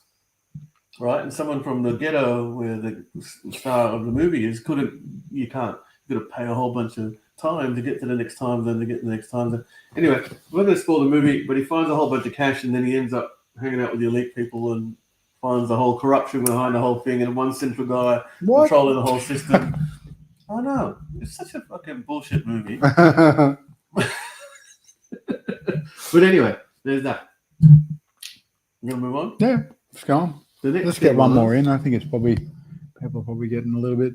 8:25. So I'm just going to go through some of this Omicron nonsense too, right? So here's just an update that I found today. A deadly day in this pandemic, with more than 50 people losing their lives with COVID. As hospital numbers keep climbing, states are starting to assess when their Omicron outbreaks will reach their peak. Australia's chief medical officer says there are signs for hope. We're not through it yet. I think there are still going to be large numbers of cases diagnosed in Australia over the next few weeks. Minister has already mentioned the effect of that on our hospital system, intensive care, there's a 7-point stars, and so straight out of Game of Thrones. We are plotting that very carefully every day, checking that data. But every week there is a published summary of that, the common operating picture that's been going for well over a year now. And if we look at every single state and at the national level, no state or at the national level has reached anywhere near a strain that we would be concerned about in terms of numbers of cases in hospital. New South Wales has recorded another 20 deaths today and more than 48,000 cases. Reporter Cecilia Conn has the details from Sydney. In the 24 hours to 8 p.m. last night, more than 48,000 COVID cases were recorded in New South Wales. To break this down, around 27,000 of these were recorded via PCR testing and around 21,000 from self-reported rapid antigen tests. Health authorities say of that rapid antigen test number, around 15,000 of these are from the past 7 days. So today's overall... Every time. Why are they just making that shit up too? Like, we don't know. Where's the fucking thing? Show us the list of who reported it or something. Yeah, look, do you listen to the what's his name? Joe Rogan, not Dr. Robin Malone, Peter McCullough. Yeah. I think it was Peter McCullough where he was openly saying that when they were talking about these things on the TV, it's like, how did they coordinate that information so quickly? Yeah. Right, because he was a doctor, as a peer-reviewed doctor. He's like the most peer-reviewed doctor in history. Peter McCullough. Yeah. Now he's a horrible villain, but he's like, we as doctors, right? We don't know. Like, how are they getting that data the day? Like, fuck off. You know, it's fucking bullshit.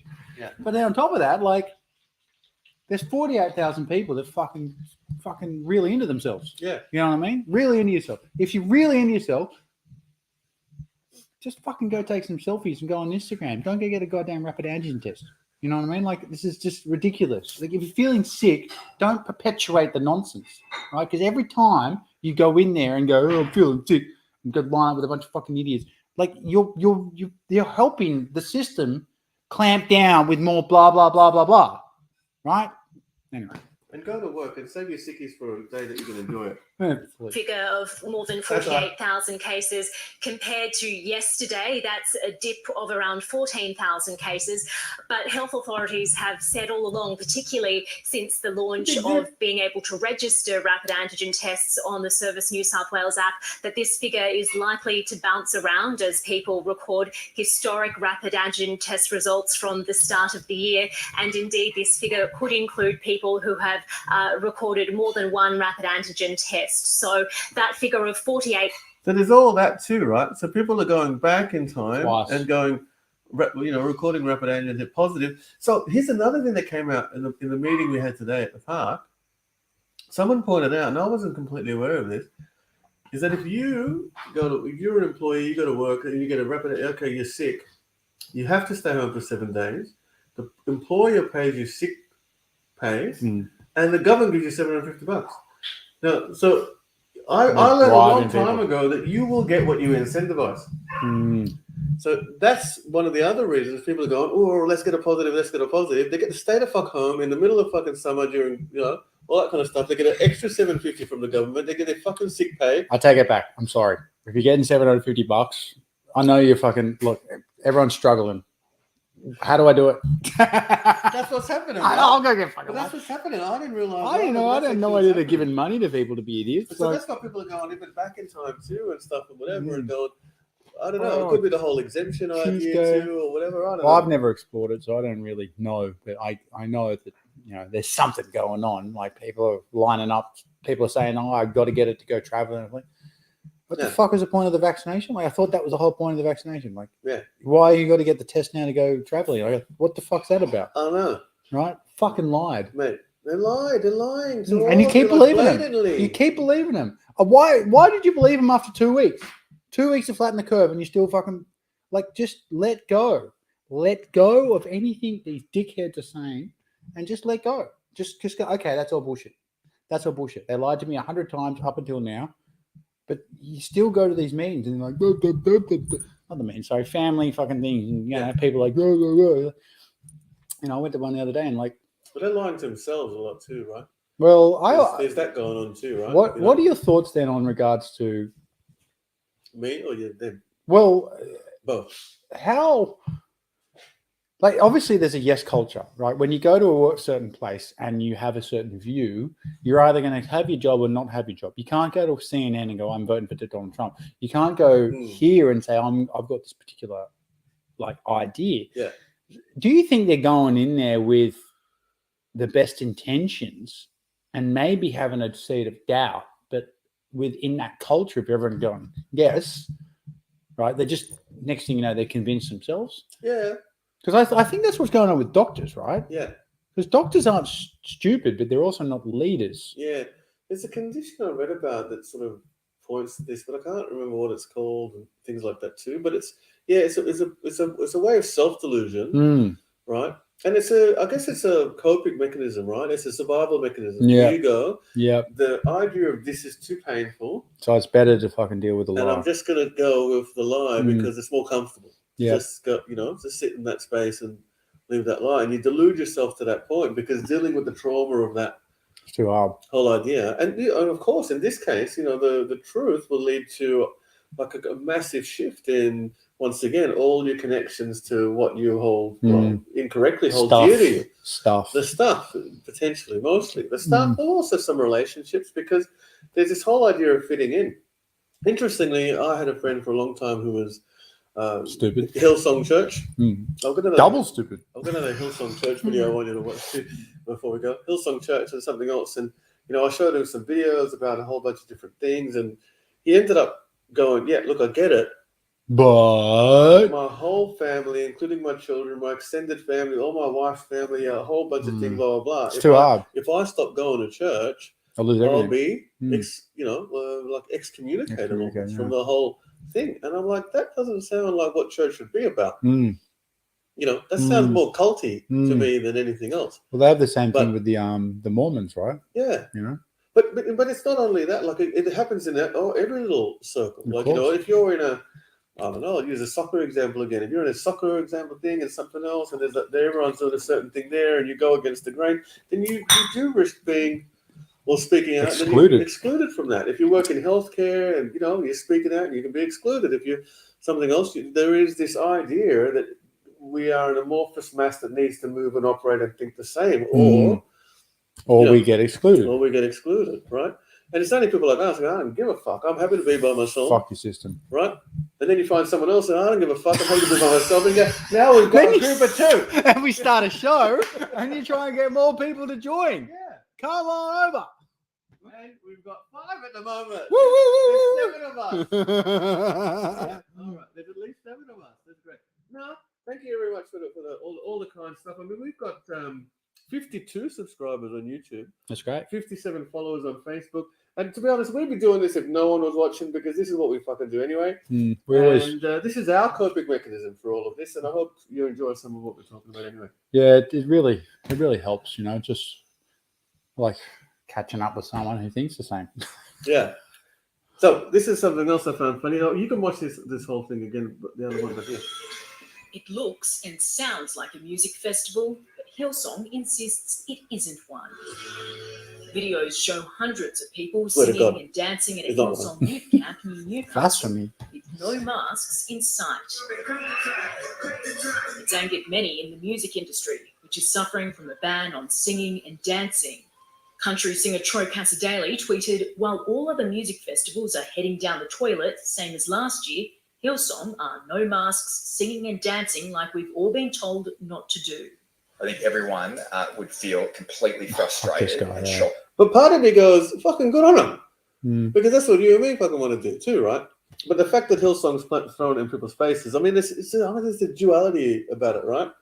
So you and me would gladly hold a fucking music festival and go fuck you Fuck and this something shit. else and blah, blah, blah, blah, blah. But we wouldn't come on and do this next, which is apologise and go whatever. Oh, right? I'm sorry about that. By what they saw last night, and we don't want to see that happen again. The megachurch will not be fined, Megachurch. despite New South Wales Health ordering a stop Won't be on singing fined. and dancing.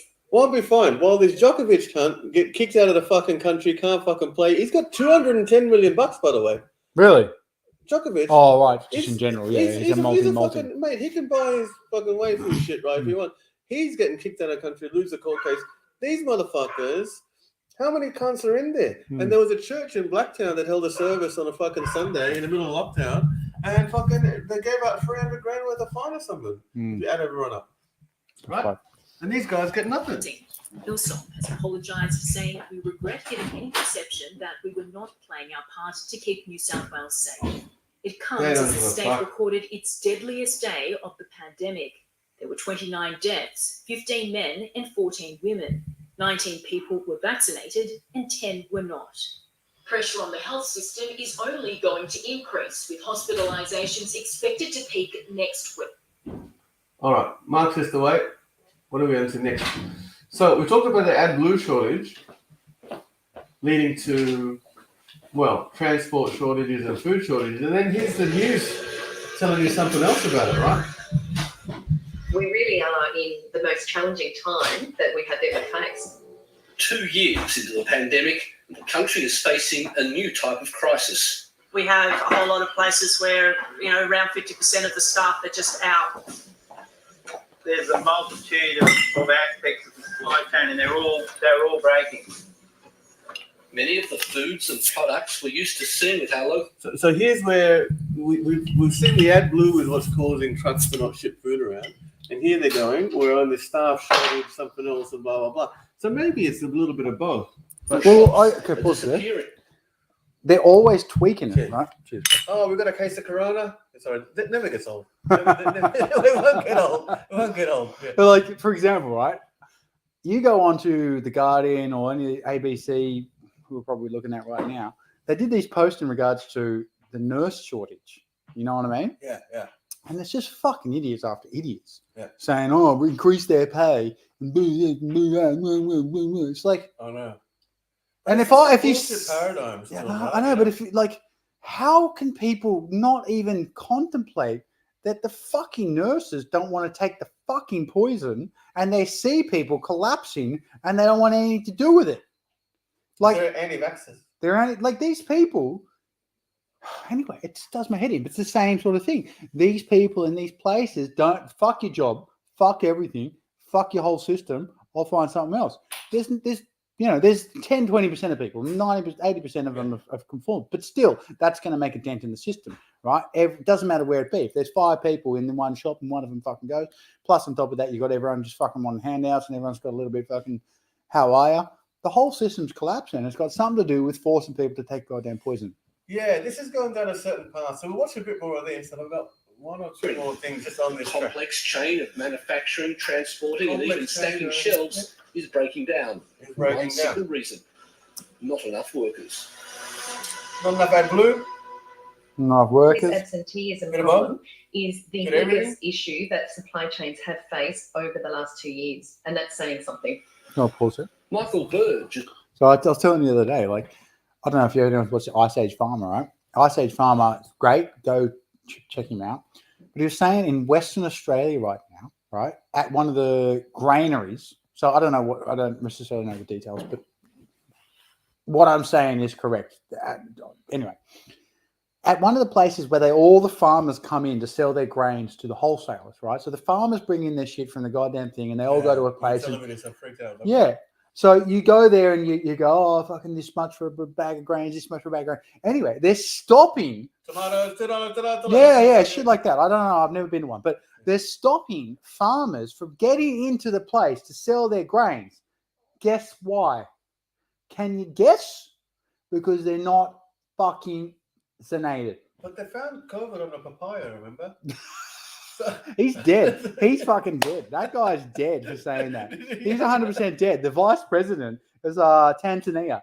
The president of Tanzania tested a papaya and fucking came back positive. And anyway, he fucking made a big joke of it. He's dead now. He's fucking dead. Now the vice president, who just happened to be part of the World Economic Forum, is now the president of Tanzania. All right. So anyway, in Western Australia right now, papayas are dangerous. You can't fucking sell papayas in Western Australia without having COVID. Without having a vaccine. Yeah. Anyway, so that's what's going on. So when they say this fucking nonsense, right, they're not telling you the one little bit that actually really matters. Well, it ties into this mark of the beast, and you need to have it to do commerce. No. There's a whole bunch of things. Have we done? We haven't done it. No. What's... Anyway, we're good watching some of this. There's a pressure from his wholesaler and retailer council. While he's got enough to get by this week, the cancellations and delays in deliveries means he's expecting the situation to deteriorate rapidly. It's like waiting for that cyclone to come, you know. We're day to day. Pretty much The on, three mate. eastern mainland states moved on the weekend to alleviate this workforce shortage by allowing asymptomatic, vaccinated, close COVID contacts to return to work with support from the Prime Minister. The volume of cases will, of course, have an inevitable impact Asymptomatic, go back. on the workforce.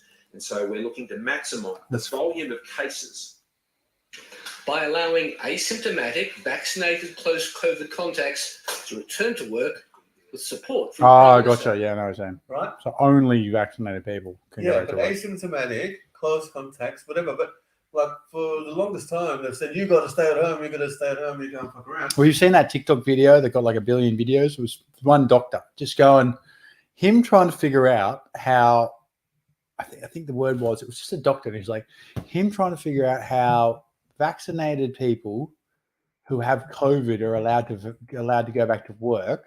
Yeah. But unvaccinated people without COVID aren't. Yeah. Right. So they're allowing in hospitals right now people with COVID to work in a hospital with people with decreased immune systems. Right. This is the worst fucking place. Like, because they want to keep telling you, here's the cases, here's the deaths, so you keep getting boosters and they wipe you all out. Anyway, if you're watching this, I'm sure you're not doing that. But, I mean, tell your loved ones. If they I'm don't sure you listen, have. They don't listen. beat them around the head. But this is how deep the rabbit hole goes. The extrapolation, right? So watch this. Welcome back. It's the new way to getting a job. No resume, no qualifications, no worries. Tonight, how one retailer's leading the charge and wants you to apply. There was no set qualifications needed. We actually hire people based on first in, best dressed. There's no resume required. I applied. All I had to do was answer 3 questions. And yeah, that was pretty much it. Tennille Furs has spent the last few years caring for her autistic brother, making it difficult to get another job until now. It makes me feel really empowered that companies care enough about me and my challenges. They give a fuck about I know. You're fucking challenges. You're so fucking young. You don't fucking haven't lived a fucking life. They hear it from someone 40 something. They don't give a fuck about you, man. They don't. Sorry. They You just none of you. Listen, but here's what's happening. So the body shop is going, mate, lost staff, whatever. They're going to tell you why. No, they're never. But now they're going, we don't give a fuck if you're qualified. As long as you had the shot. So here's another thing that's going to start happening, right? You're going to see once again, the degradation in every aspect of commerce and life. You're going to have like mechanics that fucking don't know shit about fucking cars. You're going to know. Have you seen the movie Idiocracy? Christ Almighty! You This seen the movie is- Idiocracy? This is like yeah, I have, but Yeah. a long time ago. Yeah, so you could see really where this is going, right? But like, if you take it to another level, it's just another form of communism, right? And that's fucking crazy. Idiots doing fucking jobs that they're not fucking qualified to do. Fuck! They're so good at this shit. I know. I found this one. Holy fuck! This would be great for the show. Yeah. The potential, not the history. I don't care if you're a kidney filler. Now, your potential is awesome. Have you got a special handshake? Instead, putting the call out for absolutely anyone to apply. Absolutely anybody. As long as they're vaccinated. The idea is that we're giving an opportunity to people who may not Who are vaccinated? have an employment opportunity. Oh, okay. Look at the face. We But love. that's the reason they didn't have an employment opportunity because they were fucking dumbasses and couldn't do shit. That's the reason. No one wanted to give them any money. The job's yours. Yeah, we have a number of interest groups that we are interested in giving particular opportunities to, and they are Indigenous, homeless, Oh, young carers, fuck off. and single parents. Fuck Who are vaccinated? High school graduate is just one of thousands of young people caring for a family member. We'll never She be able heard to about the have open hiring program through charity Little Dreamers, which helps families of young carers have a better quality of life. Thank you. And then I got a call from the state manager a couple of weeks after, and she said, "Did you want a job?" And I was like, "Of course I would." Rather than a lengthy interview process, It's like that. it's incredibly straightforward. You're simply asked if you're legally eligible to work in Australia, Oh, I want to hear it. kilos and work 8 hours and work with customers. Just 11 kilos? Those boxes are higher. It's been Are you, really are you sure they're not going to ask that one question? Of course, they're not going to Of tell course, you. they're not going to tell you on the on internet. this On the, article. yeah, like that's this, true. Thing, but you can lift 11 kilos. What's Can't the do what's it, about mate. 11 kilos? A baby, I guess. I don't know. Wait, like that's like what? 5.5 fucking 2-liter Coke bottle. Totally. Who can't do that? Who can't do that? really well received. So for a number of people who haven't traditionally been able to find employment, they've found this a very refreshing way to actually secure employment without So process, stressful, without a resume. dude. Without process, without a resume. It's so stressful. God, our whole system is going to A collapse. similar program at a factory in New York where staff from all walks of life make and bake delicious brownies that go into the famous Ben & Jerry's ice cream. We don't do background checks, resumes, drug tests. We don't do credit checks. They can't. It's too onerous now. An organisation And they called need Greystone staff, Bakery, right? They were actually interested. So in is it ensuring that really? people So within the first question that comes to mind, is it really 95 fucking percent? Because if it was 95 fucking percent, fucking employers wouldn't be resulting in this resorting to this sort of behavior. I've It's never not, looked- it can't be. Well, I know, for example, in America, right? You've probably registered this yourself. I think you're not considered vaccinated in the first 2 weeks. Yeah. So, for example, if you just have it and then you die, you're unvaccinated. Yeah. And then it's just That's very clever. That okay, too, yeah. right? So, and then conversely, if you're, I think it's like the opposite of that is like if you're vaccinated and then you die of, I think I've lost it. There's an opposite to that I couldn't necessarily get my head around, but it was like if you die, for example, if you've had 2 shots but you die after 13 days, it's not considered. Yeah, that's right. It's not considered a goddamn fucking vaccine It's up disease. for 3 months, isn't it? Yeah. Then because it's the And it's after 3.5 months, it's still not considered a vaccine-induced injury, yeah, right? yeah. It's very fucking awesome, man. You really have to go. These motherfuckers are smart, and people who believe in them are No. stupid. We're fucking stupid. We're not. Well, we're not, but As most a, of well, us, as as a general species, we're pretty fucking stupid. Like, because you talk to anyone and you just can demolish every argument they've got within a second, but they don't want to hear it. No, you know what I mean? You don't want to hear it. It's like, fuck off. I know. I think you get the idea of that. You get the idea. And what was the last thing I was going to do? Oh, there. This is Russell Brand, I think. Oh, no. Hi, I'm Sophie Sconks. As a No, local this is doctor, I've a little bit cared for lighthearted. our This is community JP for 20 Sears. Sorry about the years. ad. Now I'm asking. We like you. Good evening. No. Your life is not yours anymore because things are going according to plan. We're not going to get anywhere close to trying to prevent another lab leak of this dangerous sort of experiment. You won't admit that it's dangerous, and for that lack of judgment, I think it's time that you resign. Well, this isn't good for us. Project Veritas has obtained never-before-seen military documents regarding the origins of COVID-19, gain-of-function research, vaccines, potential treatments, which All the have been military suppressed, operations. and the government's Oh, it is. effort to conceal all of this. Now in the Our public house of domain. cards is No, crumbling. I saw If the this. Department of Defense, the same people who make our nuclear arsenal, felt this research was too dangerous to Why are they proceed talking with, about that? why in the world did the NIH, NIAID, and EcoHealth Alliance recklessly disregard the risks involved? Do you think with the narrative unraveling, if I cooperate, I'd be able to stay out of jail? You know, because I've just been following orders. That's more like it. Hey there, friends! Our new top story tonight: the narrative is crumbling. Yikes! I mean, finally, the masses are finally seeing through the propaganda of the narrative to the truth. How is the narrative crumbling? Why is it crumbling? And what does this mean? We'll answer all these questions on tonight's special report. Oh, the narrative is crumbling. And I hope you know I've been on your side all this time.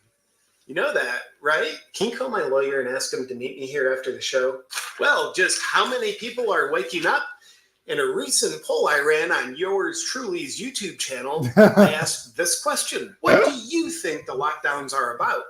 A, keeping people safe, or B, tyrannical control and power? With over 100,000 people voting, a whopping 4% answered they believe the lockdowns are about keeping people safe. That option was barely edged out by the 96% who have woken up and believe the lockdowns and mandates are about tyrannical control and power. And now with the narrative seemingly getting weaker by the day, it appears as though our continued attempts to deceive you are the exact things waking you up the most. There's just in. People are intelligent enough that you can't fool them forever. In addition to the Project Veritas bombshell story this week about Fauci and friends, what else is happening that tells us the narrative is getting as limp as a Viagra-free Klaus Schwab? Where do we begin? Let's start with backpedaling. Is that if you look at the children who are hospitalized, many of them are hospitalized with COVID as opposed to because of COVID. Quite a shift in perspective. Everybody else has known this all along, but the world's top scientist has either just figured this out after 2 years, or he's simply changed his narrative because he's realized people aren't dumb enough to fall for his deception anymore. Which is true. You be the judge. And his crimes against humanity aren't so bad. Let's move on. I love this guy. CDC Director Rochelle Walensky evades a question about people double mask on. with the virus versus deaths from the virus. And she evades it with the grace of Alec Baldwin playing with a gun on set. Do you know how many of the 836,000 deaths in the U.S. linked to COVID are from COVID, or how many are with COVID, but they had other comorbidities? Do you have that breakdown? Yes, of course. With Omicron, we're following that very carefully. Our death registry, of course, takes a few weeks to takes a few weeks now to collect. And of course, Omicron has just been with us for a few weeks, but those data will be forthcoming. Super forthcoming, Rochelle. She's bright enough to figure out Like he couldn't get the data in a split second almost before. any question she doesn't want to answer. On the brighter side, Walensky has become a leader in the women's equality movement, inspiring women everywhere to know they can be just as much of a lying, tyrannical scumbag as a man can. There she is, too. Moving along. The top science fiction author in the country right now, the CDC, has been instrumental in writing so much of the unfailing narrative. Accordingly, the CDC has changed their super scientific recommendations when someone tests positive for how long they need to be isolated for / psychologically damaged for, changing their command from 10 days to 5 days. Hashtag lack of social connection is the first step in mass formation psychosis. Consideration in not requiring a negative test after these 5 days because there aren't enough tests to go around in this country? We make these recommendations in the context of science, in the context of ongoing epidemiology, in the context of what is feasible in collaboration with our public health and local and state public health partners. And through that discussion and through discussions within CDC with our own subject matter experts and with the FDA, we made the recommendation, these tests are actually not authorized for the purpose of evaluating contagiousness. Yeah, she said 5 times in that short answer. Which typically means someone's having to think really hard about what to say and not say. But when someone is speaking what's called truth, it's much easier because there's simply nothing to hide and therefore nothing to filter out with the net. Oh, and also, it's true. What was that last thing she said? These tests are actually not authorized for the purpose of evaluating contagiousness. How about that?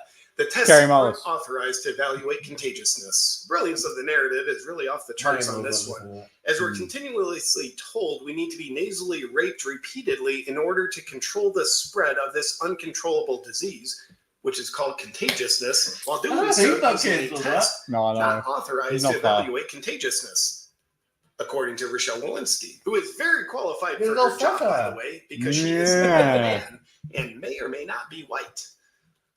I can't tell. Even CNN now says the CDC is a punchline, which is kind of like an obese person calling you fat.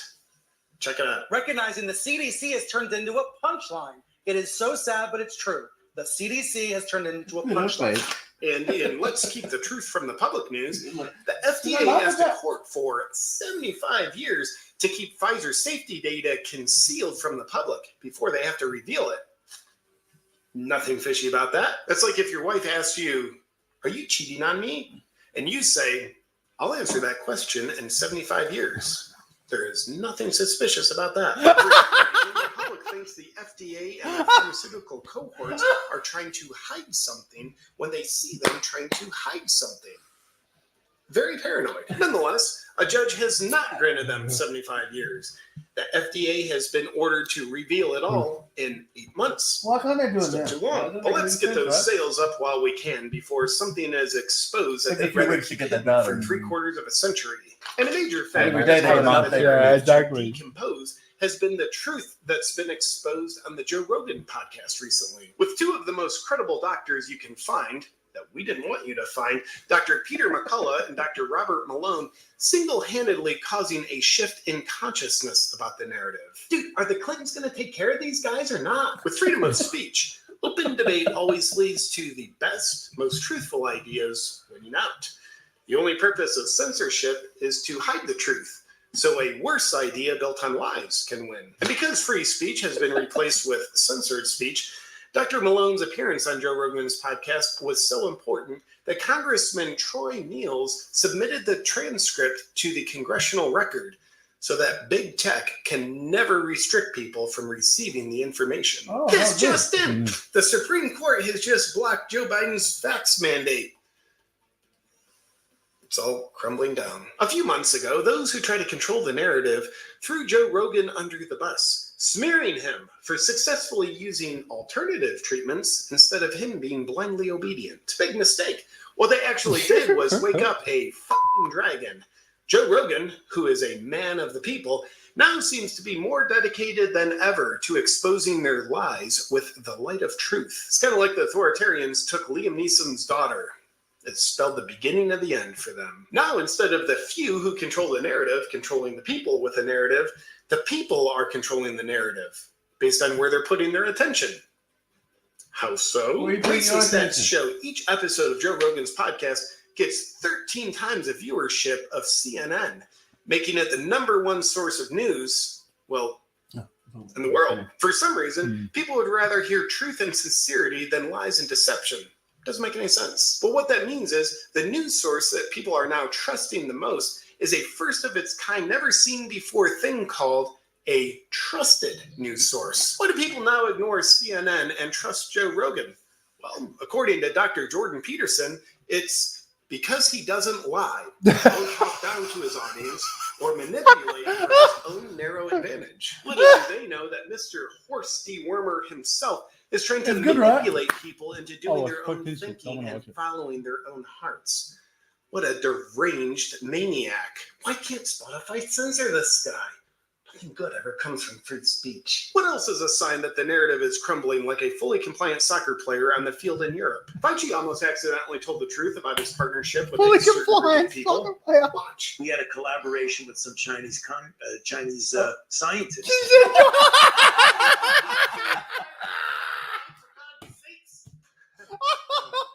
In other news, YouTube has deleted Chinese a video communist, of Dr. I mean. Satoshi Omera speaking about the benefits of a horse deworming drug. They did so because they want to protect the public from his perspectives, as YouTube believes he is not a reliable source of scientific information on the medicine. And in other news, Dr. Satoshi Omera was awarded the Nobel Prize in Medicine in 2015 for his scientific work that led to the development of a horse deworming drug. And for completely unexplained reasons, people now fully see what the censors are doing. The narrative was diagnosed with osteoporosis when Facebook admitted in court that the fact checkers' facts are not facts.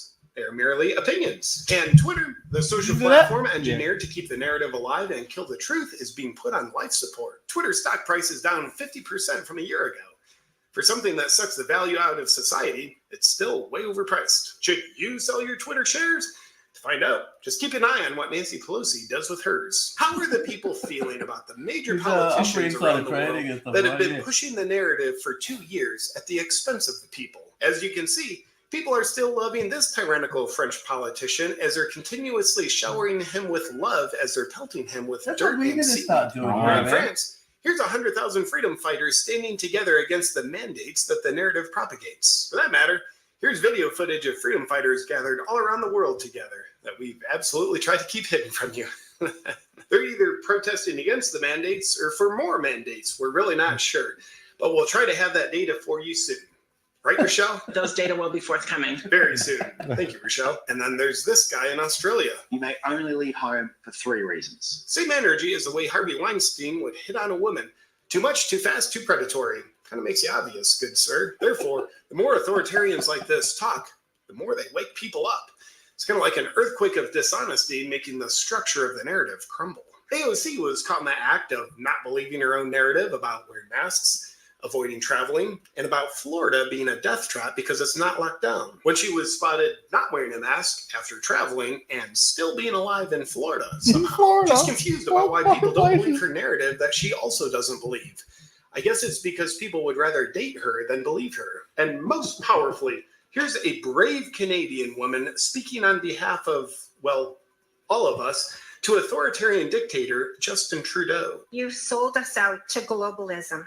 Okay. You are not working for Canada. You are working for your globalist partners. I wonder how much they're paying you to betray Canada. What do we do with traitors in Canada, Mr. Trudeau? We used to hang them for treason. And you're doing that very same thing to us now. We know what you're doing. Oh, also, remember Project Veritas's bombshell report at the beginning of the program? Well, for good reason, Project Veritas founder James O'Keefe has come out and said this. So we're meeting with various senators here in Washington, D.C. after the Anthony Fauci hearing this morning and the Department of Defense documents that we released showing that he apparently lied in his testimony. Let me just say that I'm not suicidal. I love my life. Not suicidal? We'll see if the Clintons have a different opinion about that, we're not James. suicidal In either. conclusion, is all this backtracking about the narrative because the narrative is truly crumbling, or because it's part of a strategy to back off and confuse and then push with more fear and control to gain even more traction in people's minds? Or is the left backing off their outrageously unbelievable narrative to give the impression that they have things under control and that they're sensible because the midterm elections are approaching? You be the judge. The narrative and the lovely people behind it, who were definitely not held nearly enough as children, are driven by the love of power. And about that, Jimi Hendrix once said, "When the power of love overcomes the love of power, the world will know peace." Jimmy then died of a drug overdose. But nonetheless, with the narrative apparently falling apart, are we at a point in time when the power of love is indeed overcoming the love of power? You be the judge. But what we do know is that authoritarians who are in love with power are all old as So they're going to keep pushing hard and fast because they can't afford to be patient because they're all going to be dead soon if we could be so lucky. Good night. That's good. Let's wrap it up. Anyway, That's good. Thanks for joining us. That's the end of our our New show. Year special. If we could also ask if you can give us a Happy New like, Year special. give us a follow, give us a share. If you can tell anyone you think might give a shit about what we're talking about, we'd appreciate it. Yeah. If you have anyone who thinks even on the fence, they want to look at, the evidence in regards to vaccine-induced AIDS deficiency disorder or whatever, just something that you think might be interesting to them, just share it around. It really makes a difference because we're doing this for the right reasons. We're obviously not making any money from this. Nothing. We're fucking just. In fact, there's so much time and effort goes into putting these things together. Like we set up at like an hour or two, sometimes before, and we're all researching during the week, and the beer is not free, and there's all of that goes behind it. But look, besides any of that, Just getting the message out, really. Get the message out, and what we want to be doing is breaking up the 2-hour sessions into some small little tidbits too, so it's a bit easier for you to share. Let us know what you think about that stuff too, but we'll be doing that anyway. And that's it. Yeah. What do you So once reckon? again, Happy New Year. What do you reckon? It's gonna be all right. We'll work it out. We'll work it out together. We'll be fine. Thanks for coming. See you soon.